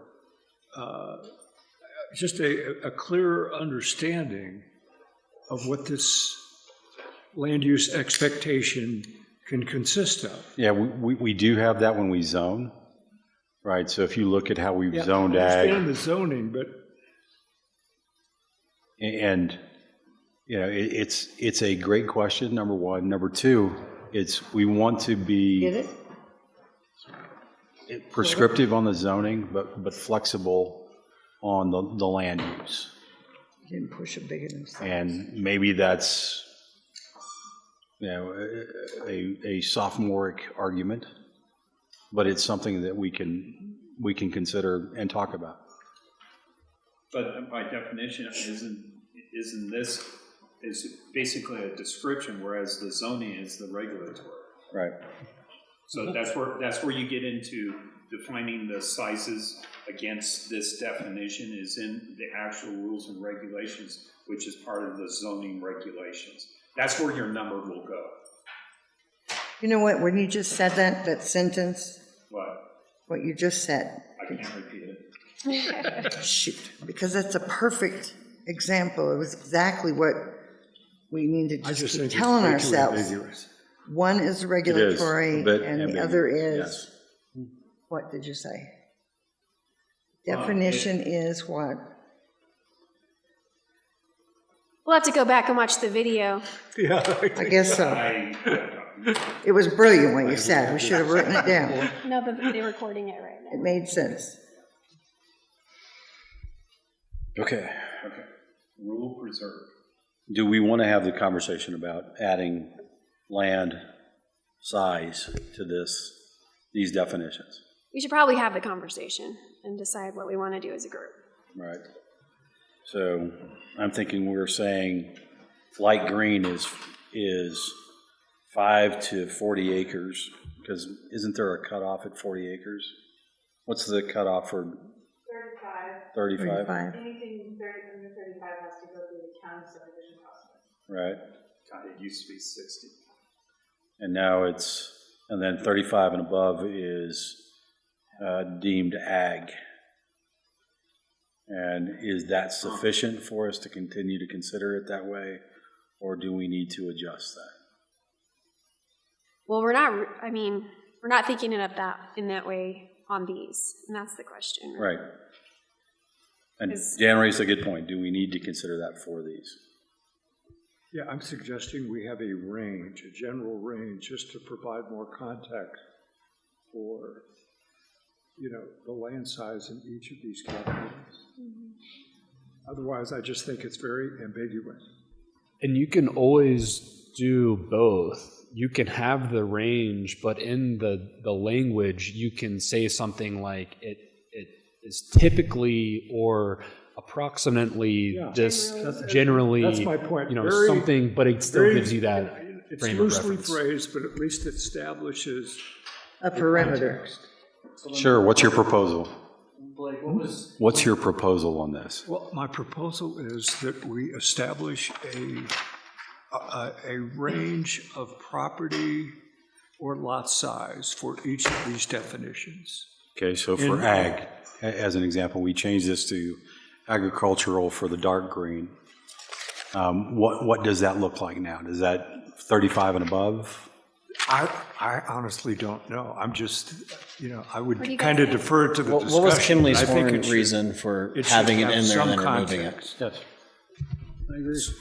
So typically when we have a county that does not have a future land use map to begin with, it is typically recommended to have that range so people have a frame of reference to at least start off with, because the land use map then informs the zoning. And I think what we were hearing at the very beginning of this process is that the zoning wasn't or isn't prescriptive enough, because we're seeing developments come through that the residents and community are not in support of. And so when that happens, that typically means that the zoning regs are not specific enough. And so what we were trying to do, or the approach here, was to give the steering committee a frame of reference to identify just spatially what at least the residential pieces were, and then go from there. And then I think the reasoning behind removing them is the steering committee, I don't think the steering committee could get to a consensus on those acreages. And so I think at that point, I wanted to pause, because technically speaking, it is not up to the steering committee. The steering committee can provide guidance for you all, and I think we got the guidance that we could get, and now it's time to make the decision, and that's where you all come in, and we have, we had the pleasure of having 3 of you at the steering committee, so you all can go forward and take what you heard from the steering committee, use that as information to then guide this conversation. I will say, if we do provide, if you decide to have acreages, at least for the residential pieces, I would recommend, and this is just my recommendation, to just do the residential, and I would recommend to have a range, and to also provide language in there like approximate, or generally speaking, or something like that. Range, generally speaking, or, put the word again there. Yeah, But it generally provides 10, tangible yeah. context for what we're. And I think back to Kevin's, I can understand. and I think back to Kevin's point, this starts to get into a gray area where you can back yourself into a corner that you didn't even know existed, and then you're stuck with this until you go back and revise the land use map. So And then what did the steering committee come up with for approximate ranges. They couldn't. We didn't. It was established for us. Yeah, we didn't have it. We didn't. They gave a suggested category, and that's what we worked with. And what were they? So the ranges were, the dark green was 35 plus. That was going back to the agriculture things. The light green was 10 to 35. Okay. And then the yellow was 2 to 10. And then orange was 2 and below. And I think what we heard was... That sounds good. We did all this for nothing. There you go. No, that wasn't hard, was it? I'm with Dan. I don't see an issue with it. I don't either.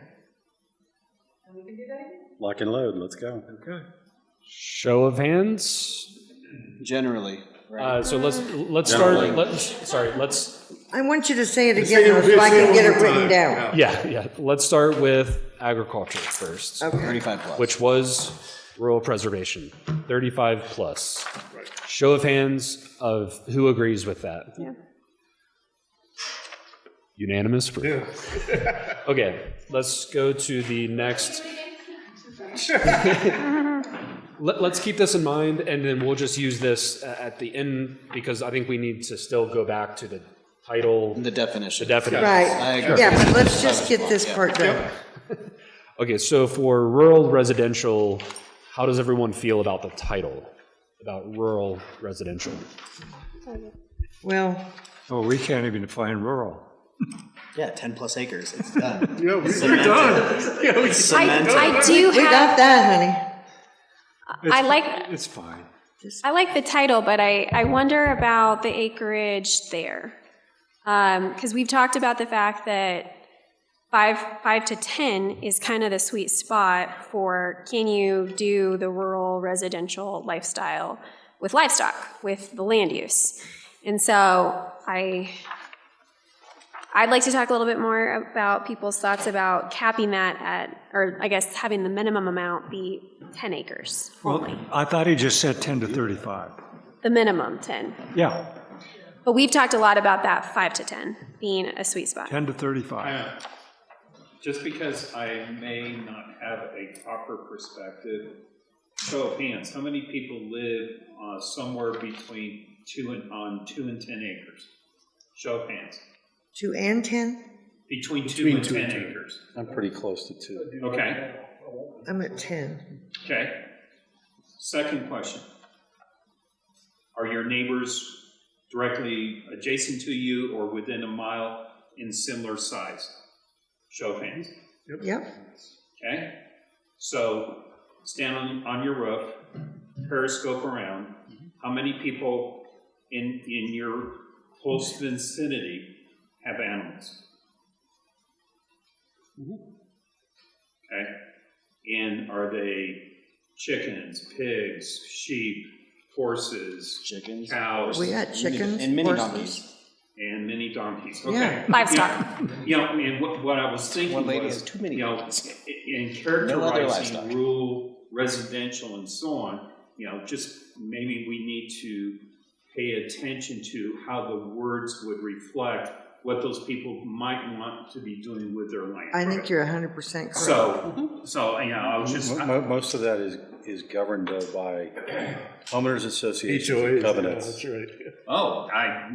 okay, again, something I have never been involved in, and shoot me in the head if I ever even think Yeah. about it. You're Well, not even the kidding. zoning reg says how many livestock you can have, even down to the chickens. So it's not just the HOAs, it's our, There's no code enforcement, though. No, I'm just kidding. How many chickens are you supposed to be able to have? So anyway, I was just thinking about that because, you know, where I'm at, it's 60 acres and bigger, and so obviously I see it all. Right. But I was just more curious about the smaller acreages. When someone moves in, someone who may have never had animals before, what are they having? Why are they having it? You know, just to be able to hopefully reflect that in some of the definitions. John, you have a question or a point? Just a comment, the previous Board of Commissioners took a vote to declare that Elbert County is a right to farm community. Seems that applies for this size. He's right. There's a sign that says that too. Yeah, It's our motto. we respect the right to farm. Yep. Okay. Thank you for that. To me, that was just interesting. Jennifer, is there a limit on chickens?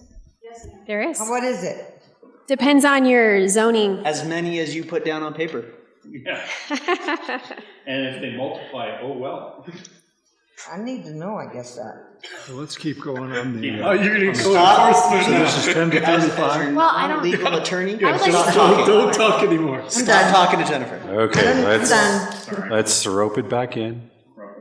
Okay. So with the primary land uses and the supporting land uses for rural residential, the primary land uses are agriculture, ranch residential, which would be that residential supporting ag industry, and then the estate residential, which is large lot, single family residential, and then agricultural commercial.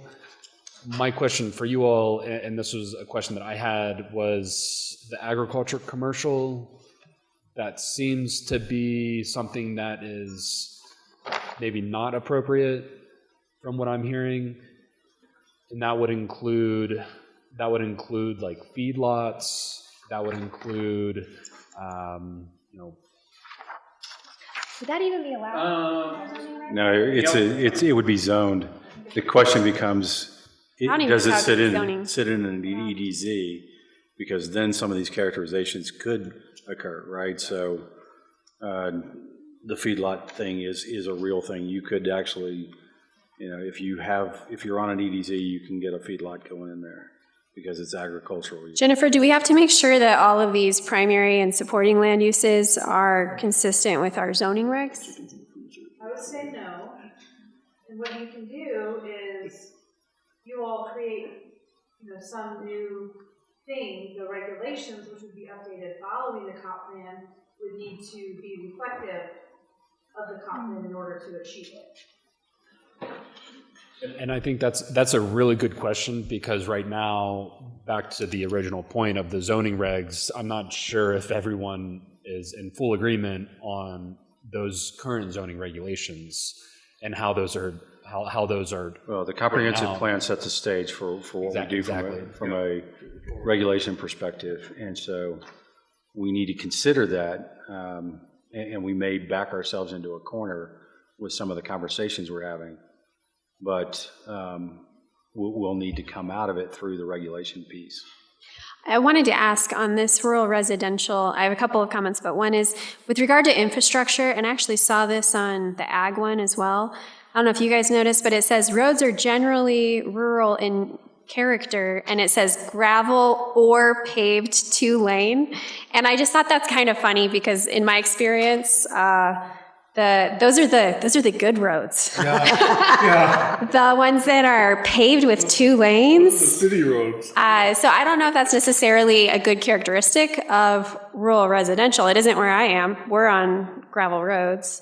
But I just didn't know how far out we're talking. And especially with the ag too, I mean, most people are on dirt roads. Right. Could we go back to defining the range of these properties like we were this close to doing, and then go back into the definitions?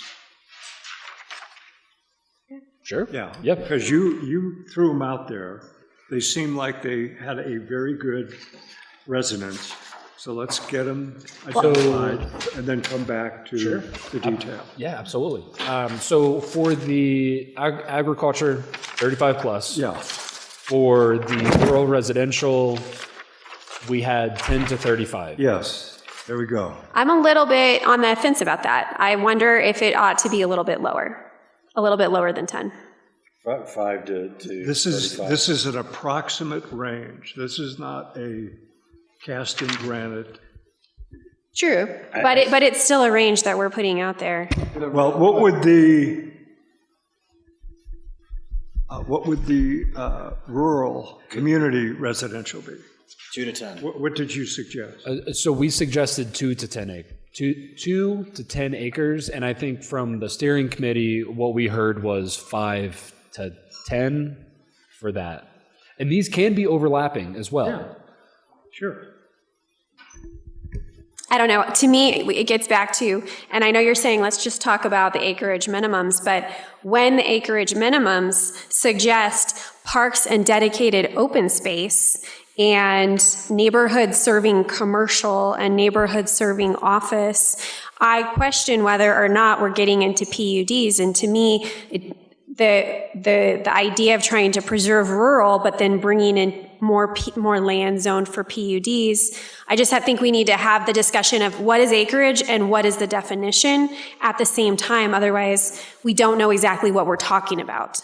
Are we talking about PUDs, or are we actually talking about rural residential type of living? Right. Because open space is only used in, subdivisions. Yeah, I would just scratch open space because it is something that's used in PUDs and doesn't make sense for somebody that's basically putting a house on 5 to 10 acres. A lot of these communities here that we left yellow are, houses that are on properties that probably aren't serviced by neighborhood commercial development, right? In my opinion. So if you go through our subdivision process, there is an open space requirement. But again, those are for the high density elements. If I'm putting a house on 5 acres, by definition, I have probably 4.5 acres or so that is deemed open space. Not currently in our regulations for it.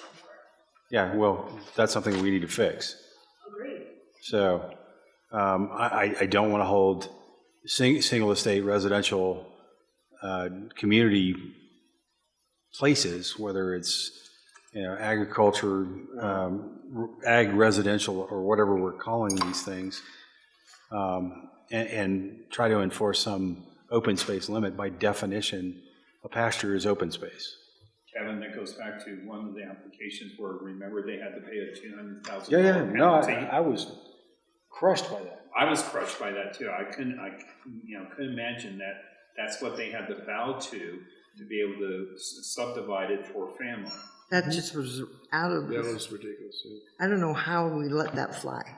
And what was the lot sizes for those? About 10. It was a 40-acre parcel being split up into 4 10s, and they had to pay a penalty because they weren't able to create open space amongst their family. Out of curiosity, what is our revenue for open space for those kind of residential elements? It's significant. I think you may be right. It's significant. So we typically get cash in lieu. Cash in lieu is required for subdivisions of 80 acres or less. Oh, You interesting. see the 40-acre lot splits, that's where you see it. I think the one you're referring to, it was like 79 acres. Right. Yep. And that's where it happened. So for projects over 80 acres, right, if we have 100 acres, they typically always include the open space in their plan. You can do that a variety of ways, and so they don't pay the cash in lieu. Interesting. That's the way the regulations currently are. I've had one work session with the board on this to make sure that they are aware of not only how the language reads, but how it works in reality. Yeah. Right? I don't know where they'll go with that. We're going to have another work session on it. That's just. So I want us to note that we're looking at alternatives for our regulations, and one of those is residential open space. And I think we strike open space from this. Yeah. If we have to readdress it through the board, that's fine. I'm happy to do that. But in the meantime, for people that are just wanting to run their homes, and maybe run a few head of cattle or a couple of horses. So I know John's got a ton of pigs, so I'm just making sure you're awake, John. I don't have pigs, but I have a bunch of cattle. Okay, good. But again, we shouldn't be charging for open space for that. Yeah, agree. Yeah, so let's. But I need to understand what the ramifications are of making that statement. That being said, let's strike it in this session, and let's move on to the rest of the definition. I hate the title for everything below agriculture. So, In one note, a trade-off with the industrial area along I-70 could potentially balance that scale of revenue. Yeah, we got to hire somebody that can bring commercial industrial to that area to get that trade-off working, so. Yep. Well, and that's been an issue with our county for years. Yep. You know, the imbalance between the revenue from residential versus commercial. And that's why I asked the question in the previous session. Is there, as we walk through this, is there any kind of statistician in the background going, so with you making these kind of changes, this is where you're going to impact revenues from the standpoint of either applications for various land uses and or, so on, to be able to, maintain the revenue base for the county. And I think the question or the answer to that is typically what we see, and when we typically do what we call impact fee analysis or full build out analysis. Right. It has to be at full build out, and there's a lot of variables that come forward and the time frame in which development would come forward, and I think that starts to skew the analysis so much to where I don't know if that analysis really starts to hold water, because you're looking at full build out that may not happen. Oh, no, it's a throw of the dice. Totally agree. So going back to the rural residential land or the lot size, where did we land with that? That was originally 10 to 35, right? Correct. I've seen 5-acre micro farms as an example. I mean, it can be 5. I don't So care. 5 to 35. I just want to see like something. you said, all these definitions can overlap. Can overlap. So what we're hearing That's is true. 5 to 35 For the residential, for rural residential. Okay. 5 to 35? 5 to 35. Light green. Light green. Light green. So show of hands, 5 to 35 range. All right. Not unanimous. The title itself, rural residential. I'm not opposed to that, but Kevin, it sounded like you didn't like that title. And I'm willing to be swayed. I mean, thank you. Thank you. I appreciate that. I've got to leave here pretty soon. Could we just complete these size designations and then circle back to titles and things like that? So we have 5. Yeah, we've got residential ag. Yeah, residential. Okay, Dan needs us to do the acres because he's got to go. Okay. And then we'll come back to all the other stuff in So we just a got second. Kind of We've got finalize the 5 to range of- 35 for this one. Yeah, For the next one, which is originally 2 to 10. rural community residential. And this is the yellow. Right. And So that one was originally 2 to 10 acres. Would we want it to overlap? 2 to 2 to 5? 7.5. 2 to 5. 2 to 5? Just do 2 to 5. Or do you want it to be 2 to 10 so that you could have Yeah. larger lots? 2 to 10. There we go. 2 to 10. Again, this is very general. Sure, let's overlap. 2 So to 10. 2 to 10. Show 2 to of 10. hands, All please. All in favor? favor? They're unanimous. Look at that. I like this. All right. And I think The last that one was would- up to 10, or up to 2. and then High the density? orange is up to 2. Up to 2? 2 and below. 2 and below. Up to 2. Same thing. So Glass half neighborhood empty. is what? Glass half full. Neighborhood residential. Is Jennifer needs a win. What do you want to call it? What do you want to call it, Jennifer? Tomato, it's fine. Up to- neighborhood residential is what? Up to 2. Rural residential Oh, sorry. is 5 to... 5 to 35. Right. Rural community No, residential. I'm sorry, neighborhood residential. High density. Neighborhood residential. Up to 2. Up to 2. Up to 2. So Okay. 2 acres and below. 2 and less, okay. 0 to 2. For Jennifer, it's up to 2. No, I think I said If that. we're She the- liked you liked less than 2, right? Yeah, 2 and below, yeah. 2 and below, that's what we're going to call it. Okay. Yeah, residential. Okay, show of hands for neighborhood residential, 2 acres and below. Another unanimous one. She got that one on photo. Okay, Jennifer win. Great, thank you. you're welcome. Is there any parting words of wisdom you would like I us think to? this has been terrific. I think a lot of progress. Yeah, this committee gets things done. So do we want to do industrial and commercial mixed use, or is that falling somewhere in the bucket? We might as well. I wouldn't. We don't have acres for that, right? I would highly advise to not do that. What's community? Okay. Just make it on a case-by-case issue, here, case by case. The zoning could have a minimum lot size, but that's all you would want. Yeah, that's where I was going was, I mean, But we can handle that at the zoning. okay. Uncle. Moving on. Okay, name change. Okay, we are going back to rural residential. Thanks, everybody. Good luck. Thanks, Dan. Yeah, this is great. Take care. Safe travels. Thanks for keeping us on track here. Yeah. Now that he's leaving, good luck. Yeah, That's right. you can be a bit of a challenge, but that's good. All right, so for the name change, we had some head nods, some head shaking.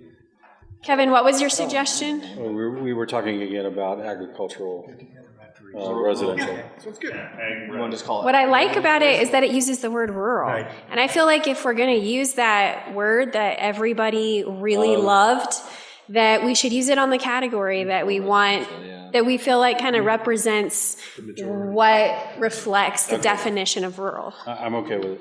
Rose, by any other name? Hands? A show of hands for rural residential. We could do all the rurals then. Rural. No, we shouldn't use rural anymore. All right, and then for the definition itself in primary land uses, specifically for the agricultural commercial, did we want to strike that from primary land use? Yes. For rural residential? For rural residential, yes. Really? Even though we've got some acres up to 35? We I think we could- got to leave it in. We could move that to a supporting land use. At too. that point, we would, it's a zoning conversation, right? They would zone commercial as opposed to ag, right? So, Depending on the land use, they could zone ag, or they may have to zone ag, well, Yeah, for like a greenhouse. we're raising Look at the sheep, options. we're raising pigs. raising sheep, raising pigs are truly agricultural, they're not commercial. Unless you're getting into a feedlot situation. What's the difference between selling the pig on a feedlot versus selling the sheep on a residential? If you're running an, let's say an LLC or something, How you process the sheep. not processing on the property. Finishing. We're not finishing, Yeah.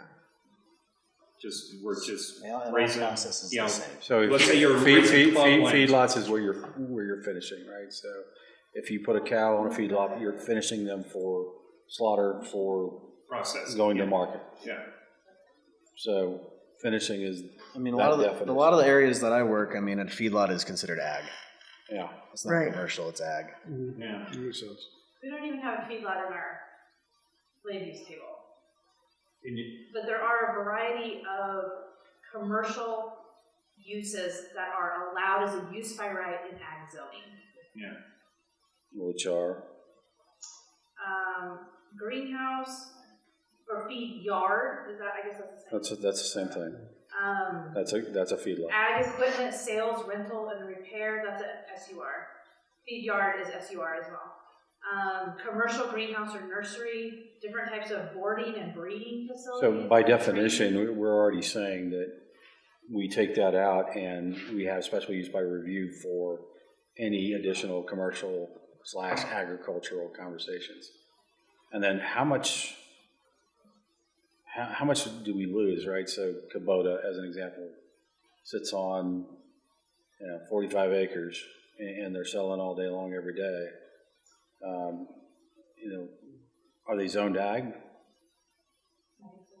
I think they are too, right? So are we losing the potential revenue of a commercial when we've got DB Speed down there that pays $30,000 a month for taxes on his place? which is stupid money, right? I will say that, I'm not sure if this was your point, but the zoning does not necessarily correlate to how they're taxed. So they're taxed based off of the use, not based off of the zoning. So I'm going to bring us back to the rural definition. And one of the bullet points is protection of agricultural viability and working lands. So that doesn't answer the question on commercial. But it's ag commercial. I kind of like the idea of, because this is the idea of trying to preserve that rural way of life where you might have small family ranches or small family farms, that I like the idea of keeping that in there so that families can use their land in a way that's consistent with how they'd like to live out their rural lifestyle. And so I think the idea of Dairy goat operation or something like that. Yeah, but dairy goat operation would be, even dairy cattle would be an agricultural fit. Right. So, again, I don't like the idea of calling it agricultural commercial, but I will allow myself to be voted down on that. Well, do you want to just simply change the word commercial to business? Or change it to supporting land use. Oh. Which one are we fussing? And I'm not a okay with, primary. I'm okay with supporting land use. Also move it to supporting. Yeah. Yeah, that's okay. that's a good one. Show of hands, moving agricultural commercial to supporting land use. Okay. And can you clarify for me, because the other supporting land use is single-family residential detached, what the definition is or what the distinction is between estate residential and this single-family residential detached? I think that's a very good clarification that we need to, I think, next make is now that we have the lot size of these definitions or the ranges, do we even need the distinction? Can we just remove You it? have lot sizes in there. Yeah, Well, then- allow residential, right, single family Right. residential. But- It's 5 acres or 10 acres or 20 acres or 30 acres. So we don't. Because we all live on acres like that. But estate sounds so much better. All right. It sounds more expensive, Kevin. Yeah, I would charge more for an estate. I would too, yeah. Districts, that's really what you would have, that is you could have multiple zoning districts, right, that would feed into that land use, and maybe the 10 plus acre is estate, right, and maybe the less than that is called something else. Mini estate. So in the past, that was kind of why you guys Whenever I heard the word estate, the first thing I think of was the Dallas. It was. We're going to take you down to South Fork. So. Yeah, exactly. Oh, sweet, yes. That's Okay. your question now, yeah, I think so. Yeah. Yeah, And so if you didn't have those numbers in there, you had to have something to kind of explain. what- Yeah, I guess that my clarifying was just trying to understand if it was like, just because if it was larger acreage, or is this single-family residential always attached to like a PUD, or is it just how we were trying to separate? So what I'm hearing, I think just completely remove estate residential now that we have the lot size established for each of the categories. I think so, Yep. Oh, if that's okay. yeah. Yes, and then my next question is, then we would remove estate residential as a land use altogether, and then single-family residential detached would move from supporting land use to primary land use. Primary. Primary. And I think probably most people in Elbert County would consider themselves single-family residential, not estate. Are there any other supporting land uses that we did not think of? And you're moving ag commercial to supporting, right? Correct.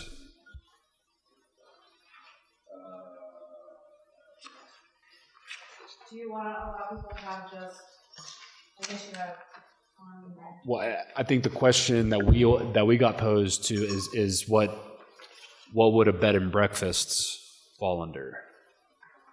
Commercial. Commercial. Or an SUR. I think some of this has to be worked out With the zoning, district. yeah, I agree. The different at a later time. Land use categories. Yeah. We also need to clarify state residential under the now what's called agricultural. We're changing that to single-family detached as well. I think it all should be, No more estates across the board. Right. And while we're talking about those definitions, I just wonder too, I don't know if it's important to you guys or if it makes a difference, but when I'm thinking ag land, I'm not thinking paved two-lane roads for the most part. No, It's I dirt think that roads. that's not, no. So can we just clarify what, So that would why? that would include the arterials that run through those areas. Those are the 2-lane paved, like the state highways And our county roads that are. and the county roads that are paved that run through those areas. Well, and I guess the reason why I was asking, when people were describing rural on those boards at our open house, they were saying like dirt roads. So it's kind of confusing to me to say rural character and then describe it as both a gravel road and a paved road. I understand what you're saying if it's the main arterial road, but just generally speaking, I don't think I would call that rural in character. I wouldn't describe it that way. Yeah, I don't think it matters though, because we're crisscrossed with both dirt and paved roads, however we look at it. The fact that we've got those acreage minimums, I think, makes it a little bit different now, because before, right, when we look at most of our high-density neighborhood developments or PUDs, they're all paved, because they've got to maintain those roads. We could change what is in parentheses to dirt or gravel, and then include a statement that says this may also include a state highway that would run through or something in that nature. And the only reason why I'm bringing it up is because as soon as we drop into the two lower categories, the high-density categories, those distinctions are no longer there. Yeah, again. It says roads are paved. What's the Curb and difference gutter. that it makes though? So, The difference that it makes is that there's a PUD. no, I'm talking about it for the Oh. rural residential or whatever we're calling it. Do we care that it's dirt, gravel, or paved? The developer wants to come in and pave the road. The point is that the developer, there's like expectations now on whoever is developing the land, right? So Okay. if you're, So then let's just say dirt, and then we've got dirt, gravel, and potentially paved roads. Our public works department will allow a dirt road for a new project. I mean, It has to be as road base, right? Yeah, Which there's gotta be is road gravel base. or recycled asphalt. Just for clarification, I don't know that we're trying to get to that level of specificity, but. Yeah, when we get to the rules and regs, we will. But this is just definitional at this point. Because we're talking about, somebody wants to buy a ranch that's sitting at the end of a dirt road, not a gravel road. We're not going to say, okay, so you can buy the ranch, but you have to put gravel in. Right, but all of this comes into play in terms of development, right? It only comes into play if we're looking at rezoning it. And so with that. And we handle it during the rezone, so. We handle it during the rezone, right? So at that point, we're thinking about plats and final plats, and is this a road that's dirt? If it's dirt, do we need to, suggest that they put in, gravel, road base, whatever? It'll have to meet the specifications, that was the only. Right. I think we could just say roads are generally rural in character and leave it at that. I'm good with it. Yeah, I think if we're gonna change it, that's fine, but I think the way it's written now is fine. I don't mind changing it to that. I mean, to me, the example is Kiowa Bennett. How many dirt roads hang off of Kiowa Bennett? And it's all of them? oh, Yeah. A lot. Yeah. Yeah, except for where there's a solar farm out there. Still dirt. So what are we changing? So let's just do a show of hands, just changing that to roads are generally rural in character, period. And that would be for agriculture and rural residential. Yes. I mean, I'll vote for it, I don't care. Okay. It's okay, yeah. Either way, yeah. The reason why it matters is because when we get to the other ones, it just changes a lot. Yeah, The description is very different. Right. all right. Do you agree? Let's go to the next one. Yeah, I will for now. I might maybe change my mind later. I reserve the right to change my mind. That's okay.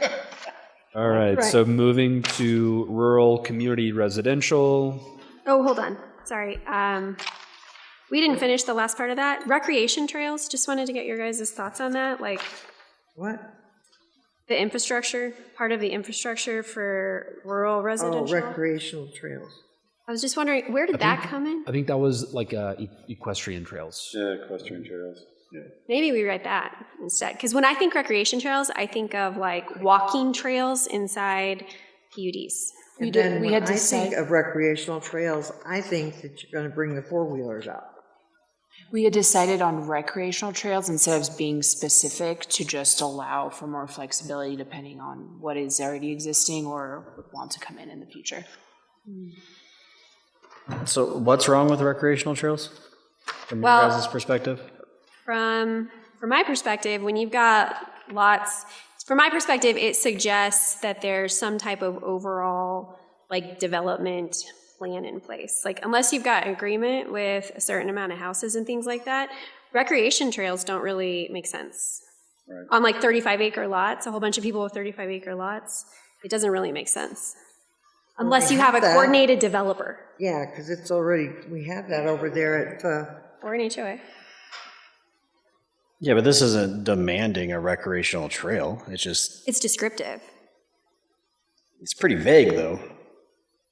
I mean,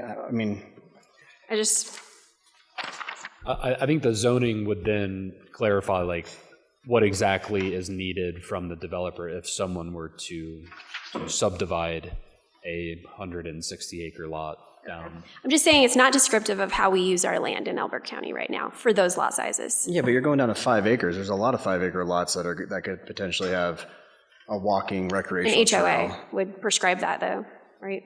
It doesn't have to be an HOA. I mean, it could be We a wouldn't- PUD or a covenant. Right, but we wouldn't normally like regulate that at But you're not. county But level. you're not stopping somebody coming in here and creating an HOA from 5 to 35 acres.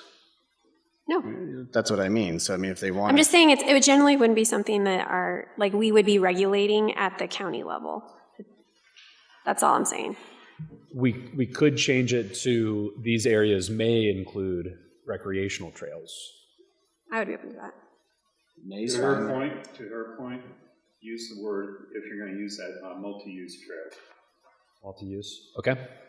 So changing it to these areas may include multi-use trails. right. Yeah, I like that. All right.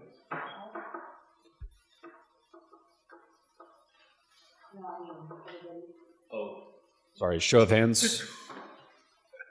Oh.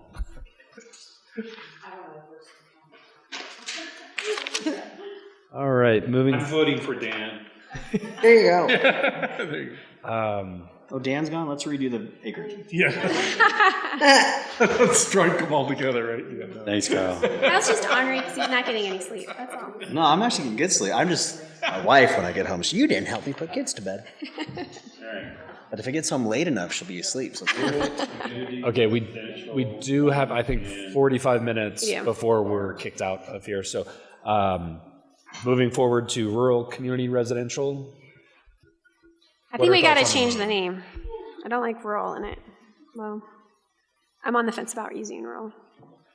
I mean, but if you're keeping it, but if you're keeping it 2 to 10 But acres, this one, who says that's not rural to somebody? Who says what? That rural can't be 2 to 10 acres. 10 acres. what did we call the other one? Is it just rural residential is the other one? No ag in it?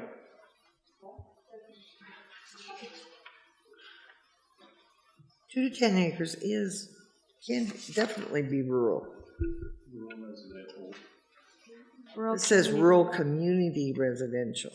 I like that. I mean, if you're living in a 2.5 or 3 to 5 or I feel like it would describe your community. yeah, because I feel like my community is more rural, but it's also a community. I mean, we always get together.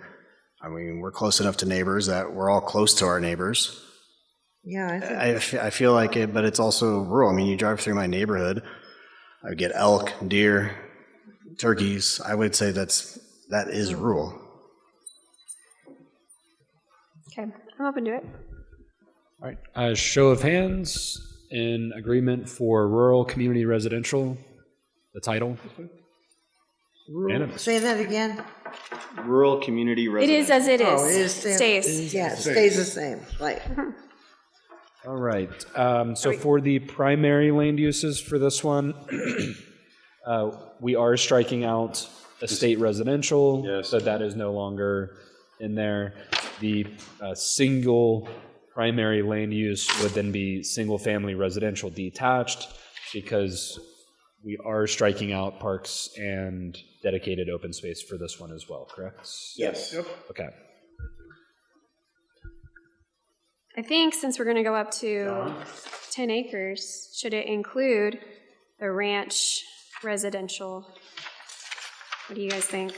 As a primary land use, Now, Mr. and not Chairman, just as supporting? we have a, Yeah, John, go ahead. Well, concerning that proposed development at Kiowa that is not annexed into the town, the developer basically has indicated, or not indicated to this point, that he or she intends to develop, the development, but has basically offered it as affordable housing. Does this primary land use need to include not just single-family detached, but also potential? No, that's part of the high-density Yeah, there's not going to be land use. townhomes on 2 acres.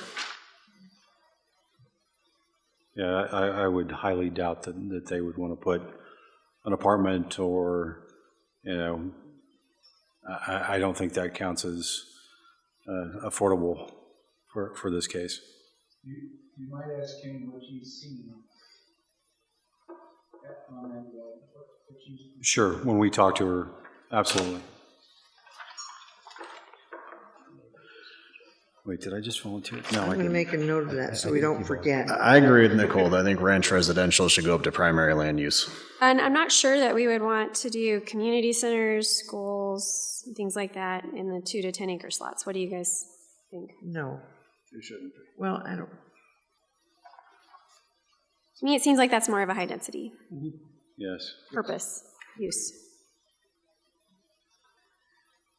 yep. I would suggest that things that don't have their own zoning districts, like parks and open space and schools and fire stations, that you have some type of blanket statement that says that those can go wherever they need to go, and then they can be handled on a case-by-case basis, so that the comp plan doesn't cause a problem. I think that's So like a use by special review type of scenario? No. No, just that, again, that however they need to zone, that's just handled, and that the comp plan isn't a barrier to that. I think that gets back to the corner that we were talking about earlier that we may put ourselves in. I think public facilities, especially fire and emergency services, I think I would agree. I would advise that those. Yeah. No. No. No, we're just trying to regulate residential. So, I mean, that's what I think, maybe go back and take all of those types of things out of these descriptions, because that's not. Yeah. So take public facilities completely out. All in favor? All in favor? And number 2 for the night? So just to clarify one thing, so we're removing public facilities and we're moving ranch residential into primary? To primary, yeah. Primary. And can I ask about this neighborhood serving commercial and neighborhood serving office? Are we talking about people doing this out of their own homes, or are you actually talking about strip malls? No, so this would be the neighborhood serving commercial, neighborhood serving office. This is someone converting a residential home into a business. So I think this is something where there's not a whole lot of clarification in the zoning code right now, and so this is a great stop in time and a question to be answered. Is this something that we would like to see or allow within the yellow areas? I would say no. No. I'd say no. I mean, we had a case where a neighbor wanted to do a senior citizen center in their home, and that was drastically not wanted. I don't think this is a home occupation think this is. We had a guy that bought a lot Oh, in Deer Creek, and he built, instead of a home, he built a 10-car garage that he was planning to build a business out of and run a business out of. Like a garage condo. Not even a condo, it was like a literally pole barn? a garage. Just a garage. Oh, he did. It was storage for No, the cars. not a barndominium. It was he storage was- for the vehicles. No, he was literally planning on being an auto mechanic in the subdivision. Yeah, that is not. Yeah, That would so be very different. take it out? but it got approved at some level, So, but what- not by us. So what I'm hearing What's an is, example? Could you have an example of a neighborhood serving commercial? For example, you have a current home, and it is now you want to change it from your primary residence, and say your spouse runs a CPA firm, a law firm, and they that's want working a from single occupancy. But they're not living there. It's just their Yeah. business. It's just, and it's going from their primary residence so to just a business. Seems like we should have to Yes. Yeah, I would rezone in that situation. And then it seems like. So I want to build an ADU off my property and run a liquor store out of it. I'm going to build an ADU on my property and run a liquor store out of it. Well, liquor store would have a whole nother Permits and licensing. It's commercial operation. Yeah, but if It just doesn't seem very rural in character. like if I have my spouse is a therapist and she runs she does virtual therapy, and she wants she has two partners with her business, and they're going to have office spaces within the bedrooms that were bedrooms. That would be an example. Okay. I can tell you a more rural one that we do see. I'm just gonna move up here now. I feel like I'm leading up here. Turn your mic on. Did we approve something about 2 years ago where he wanted to also put a sign at the base of his driveway? Yeah. And a neighbor was not entirely happy with that, but he wasn't really changing his sign. He was just following through to have the use by special review approval, but he had been already doing it for a couple of years. Do you remember that one? Mm-hmm. Yeah, I do. So is that kind of? I don't think that's what we're talking about either. Mm-mm. What size are we talking about? It's just 2 to 10. 2 to 10. 2 to 10. So there's a 10-acre property. It had an old rundown house. They decided to turn the house into an office and run a landscaping business out of it because it has the land. Those are the types of things that we see for this. So do we want to allow for that? In a community? On a lot. Now, they would still have to go through the zoning process. By So we're not definition, saying we're that talking they about a wouldn't. community, and you would have to have a community agreement to allow that kind of business to go in. Well, we're saying anywhere that's that color, if there's an existing lot, they would have to go through the zoning process, but they're not necessarily a part of. I think a great example that is current right now is south of 86 as you enter the county.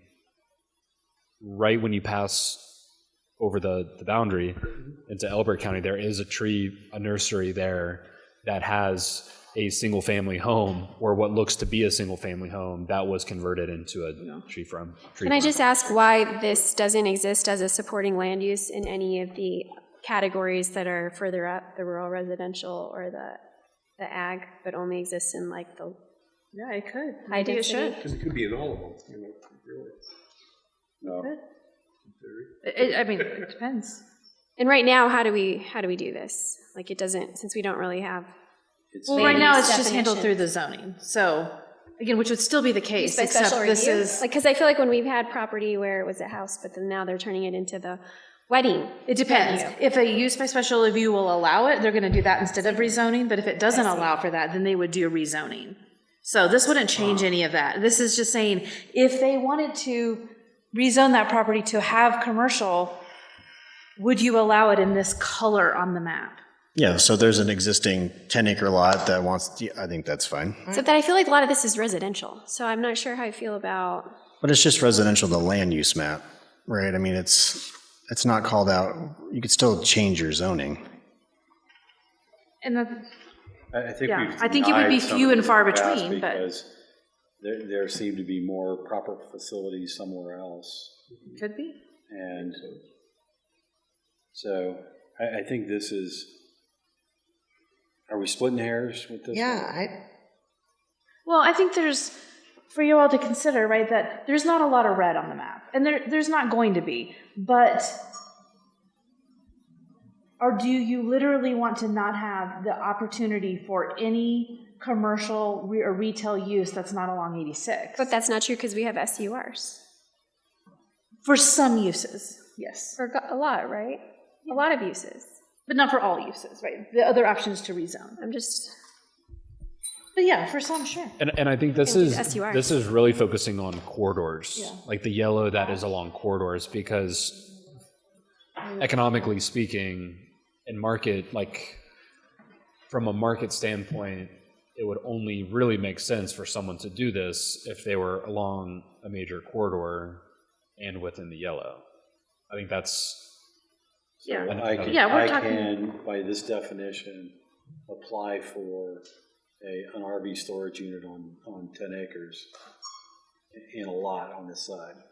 no, because it would still have to go through the zoning review. So then we're splitting hairs. This doesn't need to be in here. It has to do with the zoning, but we can take it out. Right, I don't think it adds value. It doesn't talk to, number one, the rural nature, number two, the fact that we already have economic development zones built up along some of these. And there is opportunity for commercial type of activities, office activities. Doesn't have to be in a neighborhood, doesn't have to be in a community. I think take it out. We're going to talk about it when we zone. Show of hands, taking neighborhood serving commercial and office out. All right. Hang on, Kyle, what are you thinking?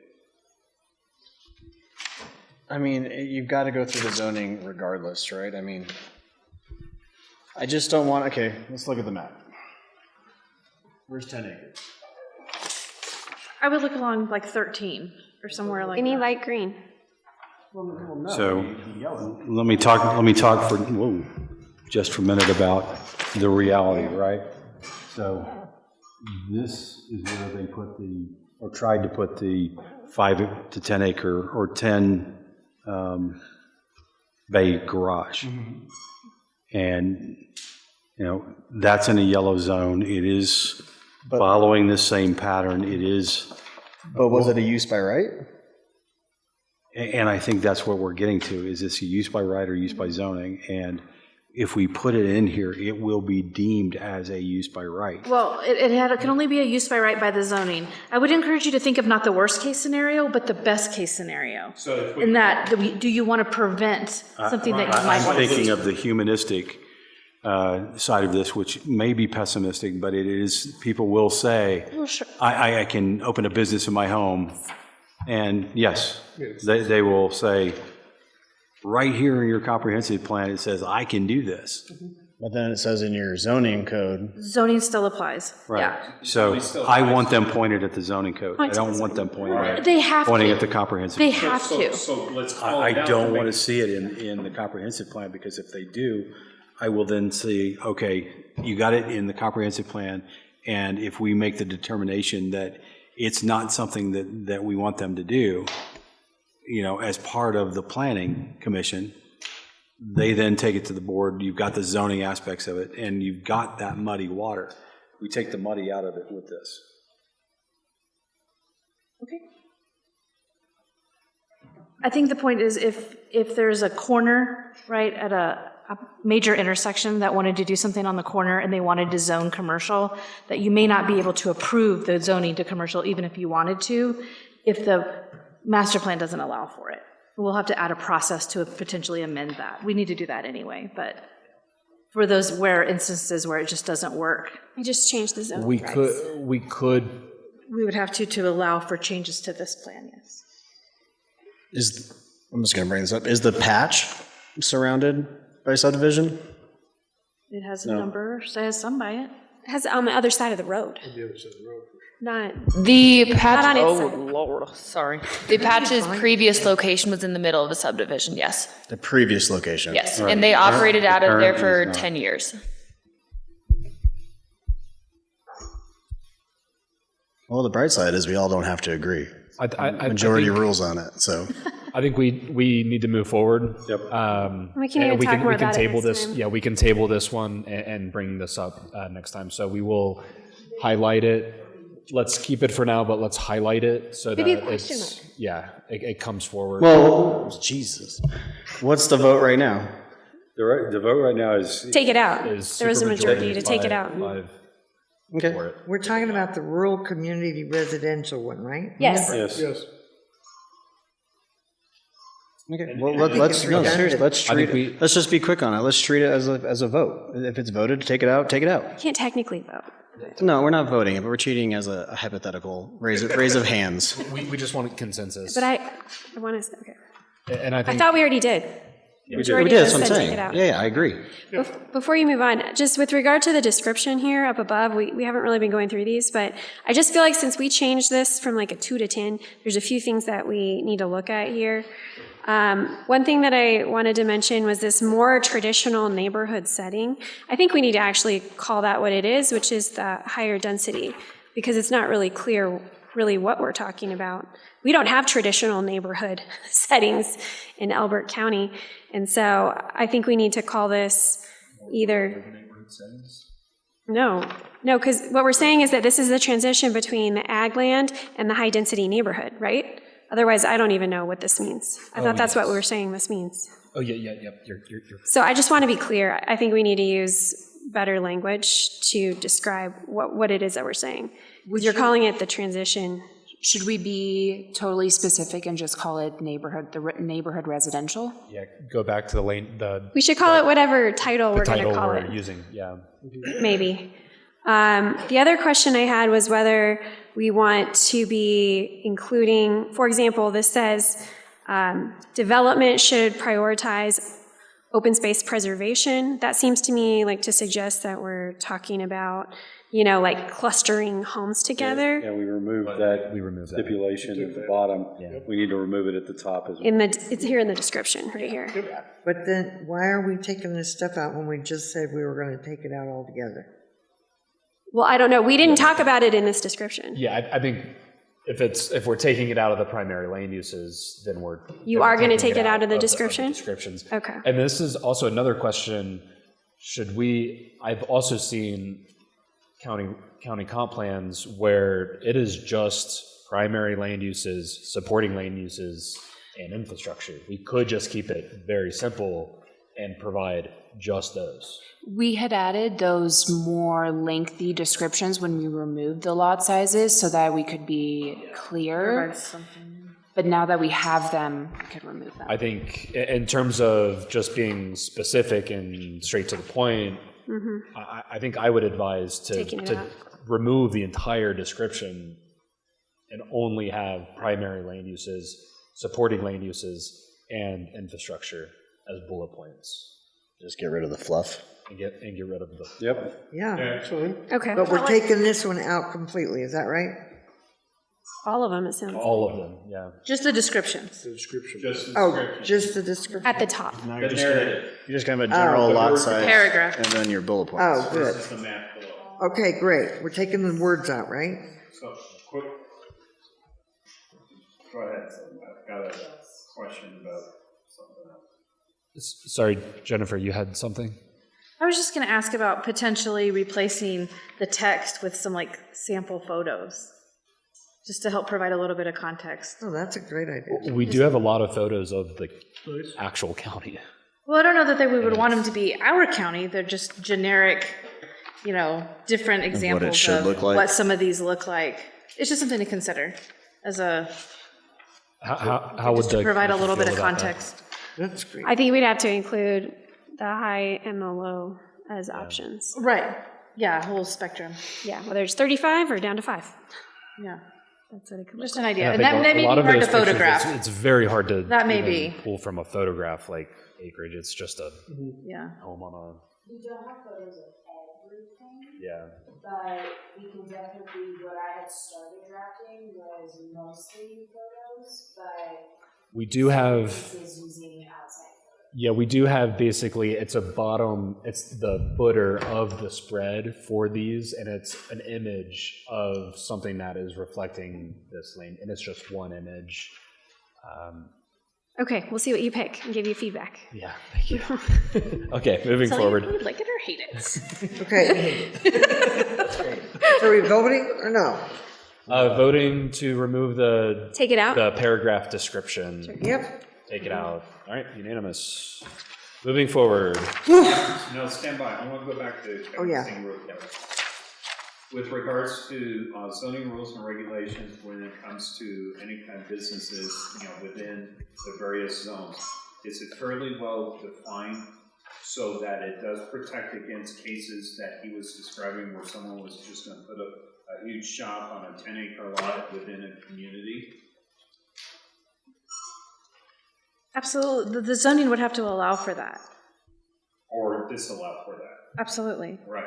Is our zoning And if the zoning allowed for it, this won't stop it if the zoning's already in place. right? But is having then a supporting land use described the preamble then to review those zoning rules and regulations for those types of businesses? Would it help? It would help. I know you're saying it opens the door for it, but I'm saying if we change the verbiage, instead of having neighborhood serving commercial, neighborhood serving office, just neighborhood businesses, does that then flag to have some sort of review of those zoning rules and regulations for any kind of business on any type of property lot size? No, we're still going to go through the routine, and I think it still opens the door, right? So if it is a community in nature, it is a neighborhood, it needs to go through a process. Right. And we're not saying don't do that, but we are not saying our comprehensive plan allows you to do that. All this is really saying is on your use table is under this, instead of it being used by right, it could be marked as a minor SUR, an SUR, or a different type of process in it, right? I mean, you still have to go through that process. I don't think that's what it's saying. I think that, and we haven't really done this, and I don't want to do this, but in some ways, I don't want to say it. I don't want to say it. But in some ways, these categories are going to have zoning districts that feed into them, right? That's what. At some point, and it will be a separate documented element that allows us to talk at that level. But if we put it in the comprehensive plan, I guarantee people are going to be, I have the right to do this. Yep, you're right. I think it's easier to change the zoning regs than to have to go We already through. took it out, didn't we? Yeah, we Yeah, we already did. voted. Deja vu. You get another vote in it. Although we can move on to the next one because it's in the next one. I'll support the vote now. Let's move on. All right. Next. Removing. So, Are you okay? yeah. So we are removing those, correct? Yes. Okay. Yes. I have revisits coming. Oh. Yeah, Okay. no, it's true. Let's just remove it. That's true too. So all those in favor of Either way. removing, say Just remove aye. it. Just remove it. Okay. Okay. Unanimous now. It's now official. Okay. Okay. Last residential Moving forward category. to neighborhood residential. Let's start with the title. This is 2 acres and below. And this is orange, and this is already entitled. Yes. I would like to call it high-density residential because I think that actually reflects what's going on here. People will understand that when they look at this map. So when you look at high density residential on a lot of different zoning master land use maps, you're talking very, 3-4 story tall type apartment buildings. That's considered high density. That's considered that in the city, but this is high density for us. But how is it not a High-density neighborhood? rural. Yeah, high density rural? I'm just kidding.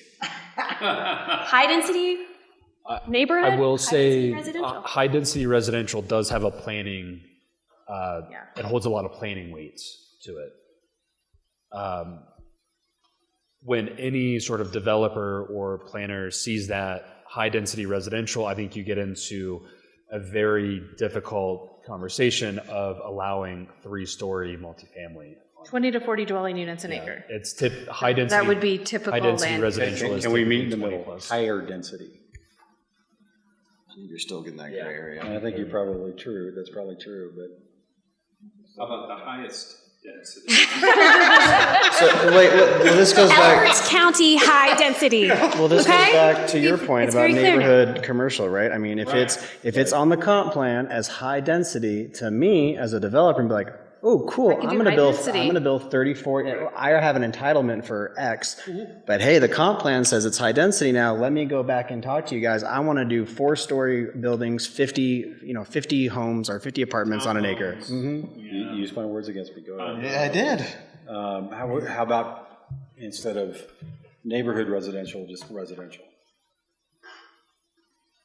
I think we've got to use a word that actually describes what's happening in these communities. Why isn't it developed residential? It's a development, isn't it? Let me throw a curveball. So a lot of people keep complaining about that cost of living in Elbert County is too high. Apartments are too high or homes are too high. Do we want to encourage apartments? Get some lower cost? I'm going to let Elizabeth Township do that. Yeah, they already doing Okay. that. No, that's fine. I just wanted to ask the question because it's been, someone tried to do a tiny home in Kiowa and it got, poo-pooed. So. I'm sorry, your tiny home got poo-pooed. So, Why did the tiny home get poo-pooed? John wants to weigh in on that. Huh? John wants to weigh in on that. Yeah, go ahead, John. The board that voted no has been replaced. Because of the Just because of the I time. think back to, we only have 18 minutes, so to get us back on track. Yep. So I think back to Nicole's point. I liked Dee Dee's representation of developed residential. Oh, yeah. No, some of these aren't developed. They're zoned. Just throwing that out there, right? You all know what these are. These are Spring Valley, Independence, EC East, EC West, Elora, Morstead, developed neighborhood. But they're not developed. but they're not built. Right. They're entitled. You basically, I mean, if you're going off yours, it'd be entitled residential, but you don't want to call it that either. No. What about higher concentrated residential? Or concentrated residential. That's still connotated. It's not high density. Yeah, it's still I think you're connotates. opening up a can of worms. Why? Because Where's the legal definition of concentrated? it's not a legal definition. But it's got to be But if they feel like they're entitled to it. As a developer, if I were to see high density, concentrated density, to me, that's, hey, right. this is apartment buildings. How about small lot residential? Compact residential. No. Tiny home residential. Do we seriously have to have tonight, this minute? Can't we think about this? And You can't go home until it's. But aren't they neighborhoods? Well, Wouldn't you argue that these are neighborhoods? Spring Valley's a neighborhood? But it's a residential. Haven't we been did. calling everything else residential? I like the idea of calling it residential. Yeah, neighborhood residential. I know, but it's not the same as a larger lot residential. It's a small lot residential. Yeah, neighborhood. That's not the same thing. So what do you consider a neighborhood? Because, right, we did. You called your neighborhood a What neighborhood. about traditional Hang neighborhood? on. I got it. Let- Suburban residential. It is suburban. It could still be 2 acres. come on, Chair, what is it? Spit it. Can we have a vote on neighborhood residential? Yes. Everyone in favor for neighborhood residential, raise your hand.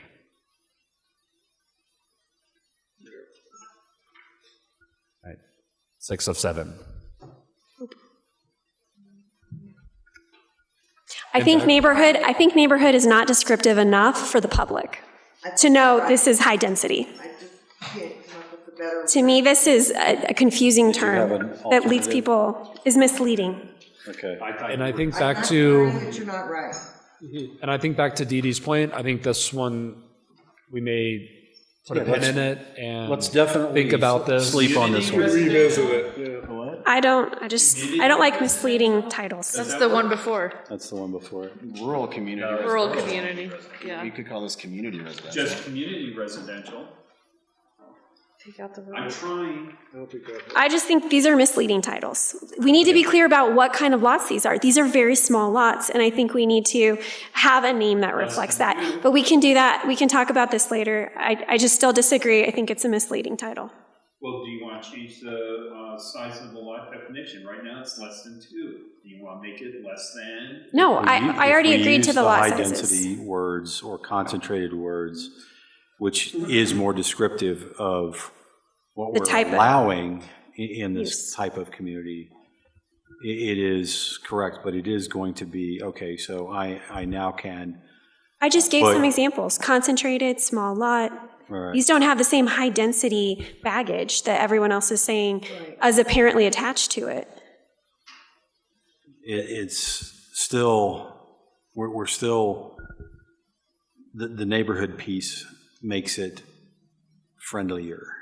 Kyle called his community a neighborhood too, and it's 2 to 10. Well, I think people in 10 plus can call that a neighborhood too. Yeah. Right.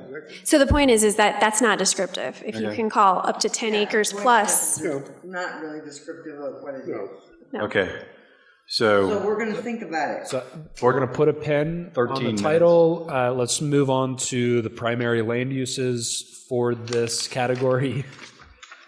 Single-family residential detached, single-family residential attached, parks and dedicated open space for primary land uses. I think this is reflective of the zoning regulations that is required for these areas. is attached required? Attached is already allowed there, because these are already entitled. So this is just being reflective of that. And you can take out the parks, we already decided to take that out. Okay. Throughout, right? Put a generic statement in. I actually want land use for, And public facilities. I actually want open space for this type of category. And not use the general language that says they're allowed wherever. No, because this one is, I can see the developer coming back and saying, okay, so I don't have to do open space now. And so, Twice the amount of homes. right, And I think it has to have the 40, yeah, 40%, it has to be in this one. So don't remove that one. Stays. That's required across the board. That's what they would say. So everyone in favor of keeping the parks and dedicated open space for this category? All right, unanimous. Moving forward to, or I guess before we move forward, any other primary land uses that we are not including here? Or is there anything that we forgot? Is it inclusive of how we use most of these no, I spaces? mean, some of these PUs do have Neighborhood some other serving uses commercial, allowed. neighborhood office, But if they're not, neighborhood serving industry. Because they've already been like specially approved to have those uses anyway. And I think this is for the supporting use, going back to this conversation to make it so everyone can hear. The neighborhood serving commercial, office, and industry, this is specifically for EC East, I believe, that has an approved industrial parcel, a commercial parcel included in that. I think so does Independence. There are lots of them that do. We have the commercials over there. And so we kept these as supporting land uses so they wouldn't completely overpower the entire orange. Yeah, exactly. Dee Dee? What about traditional neighborhood residential? Just adding words. Yeah, but it says what it is then. It's Yeah. Traditional neighborhood. Yeah, to me, it's not really traditional for Elbert County. So that's why I No, push but- back on that. The only thing is, though, that you're saying suburbs, that's even worse, you know? But traditional for Elbert County is actually much more spacious. So We can always call this Denver North. We can always email out the planning commission some adjectives and just for you all to think about, and then we'll revisit. Question that. for you, Jen, on the supporting land uses is that it doesn't necessarily change the fact that if we had somebody coming to us and wanting to incorporate this in their PUD, that they would still have to go through the general process of saying, and we want to have commercial, or we want to have industrial, and it would still be up to the Planning Commission or the BOCC to decide to include that or not, whether it shows up here, because it's existed in current developments. Right. Doesn't mean it has to exist in future Definitely not. developments. Okay, I have one last vote for the night. Everybody whose brain is fried at this point? Can I vote this time? Yes, you can vote. I think we're at a good stopping point, right? We've gotten to, I think, the end of this, except for... I know that you have just poured your heart into all of this stuff, and you've done a fabulous job. And Can I make a suggestion to the community? The next one of these be held virtually, Zoom call, something like that. Can we come into the 21st century? What? You want to have a fully virtual? No, I like to be in person for this. I like to be in person. This map, we got to look at it. For this hybrid, if you want to be on Zoom, we'll you know. But It's if a lot we- harder if to we mute communicate. You can't complain. Yeah. It's all right. If you have I know technical how to issues, you got no say. hack Zoom, so. We'll use Teams. I think That that too. Zoom is a good use if we want to button up some of these other things, small things, but Not for the map. I think we need to be in Yeah, person we for need- the Well, map. I think we're pretty close with the map, and it's just This looks like chicken scratch right now. fine-tuning. Well, I think you did a great job. Blake is a You did great better than the color- rest of us could have. coloring artist, so. I do have a request, Chair. I noticed that this meeting didn't have an agenda posted, and it wasn't clear to the public what was happening tonight. So in the future, when we do this again, I would like to see that the public knows that we're having a work session to discuss the comprehensive plan, because I think that's important. Posted. Yeah, I thought it was posted. I was looking on there's no agenda posted online. We posted it on the website too. Okay. There's no agenda posted online. It's the meeting notice, we did it exactly the way the BOCC does. But does it have a subject? Yeah. Yeah, it's not online. So I just want to make sure it ends up on our meeting pages online, so people know and can come if they It want was to. supposed to be, so I will find out why it was Anything else for, here. I will have some closing words. Just, I want to say thank you to everyone here. Yeah, We no, work it's- with a lot of communities, and I want to make this very abundantly clear. This community is so lucky to have a planning commission that will stay until 10 p.m. in the middle of the week to iron this out. I don't know if I can actually say this about any other community that I've ever worked in, that we've had this amount of planning commissioners so involved and so dedicated to their community. So I just want to say thank you to each and every one of you. This is something that is very difficult to work through, and it's very complicated, and just thank you, each and every one of you, for your time. Thank you. thank you for all you do too. Does anyone have chapter 1 through 4 comments to hand in? We've only received a couple of those. I have some, but I haven't, I got comments, but I haven't got. the I word got a typed complete up. rewrite, so. Yeah, I have to retype mine in. So, I turned mine in. yes, of course. I you turned did. mine into. Always on. Yeah. Yeah, because the way I read it, chapter 1 doesn't set the right tone for us. It's kind of like the whole definition of rural. So I rewrote chapter 1, and then chapter 2 didn't follow, so I had to rewrite that one. I haven't done chapter 3 yet. Do you want to extend the deadline on that? Yeah, I think, would it be helpful to extend the deadline for you all to give you more time to review that? Mm-hmm.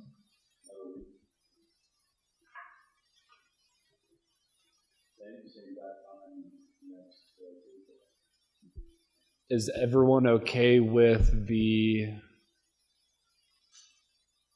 deadline or the anticipated plan adoption being pushed in a result of this? I think it needs to be right. I don't care what the timeframes are or whatever. If we don't have it right, we don't have it right. So fundamentally, I'm looking at it from the Kimley-Horn perspective. Do you have to change control of that? I just want to make sure that... Or do you have a not to exceed contract? So we have an agreement with county staff to consolidate all comments and provide that to us.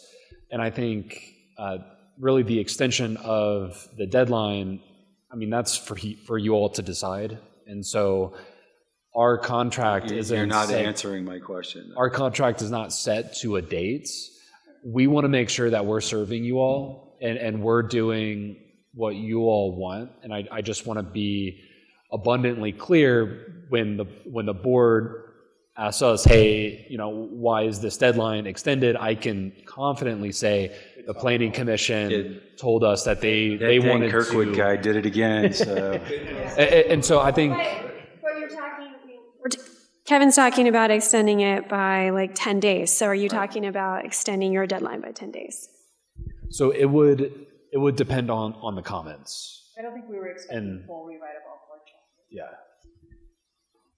Well, I had a good amount of comments myself, but I didn't realize you're just going to be collating them all together just to Well, it doesn't mean look we're at. necessarily just going to make them all without reviewing them, but that was just how they were being presented. It typically comes down to if 3 planning commissioners have the same comment or different comments on the same section. I think we need to look at all 3 of those comments and find a middle ground on how we address those comments. I'm okay with extending the time. Okay, thank you.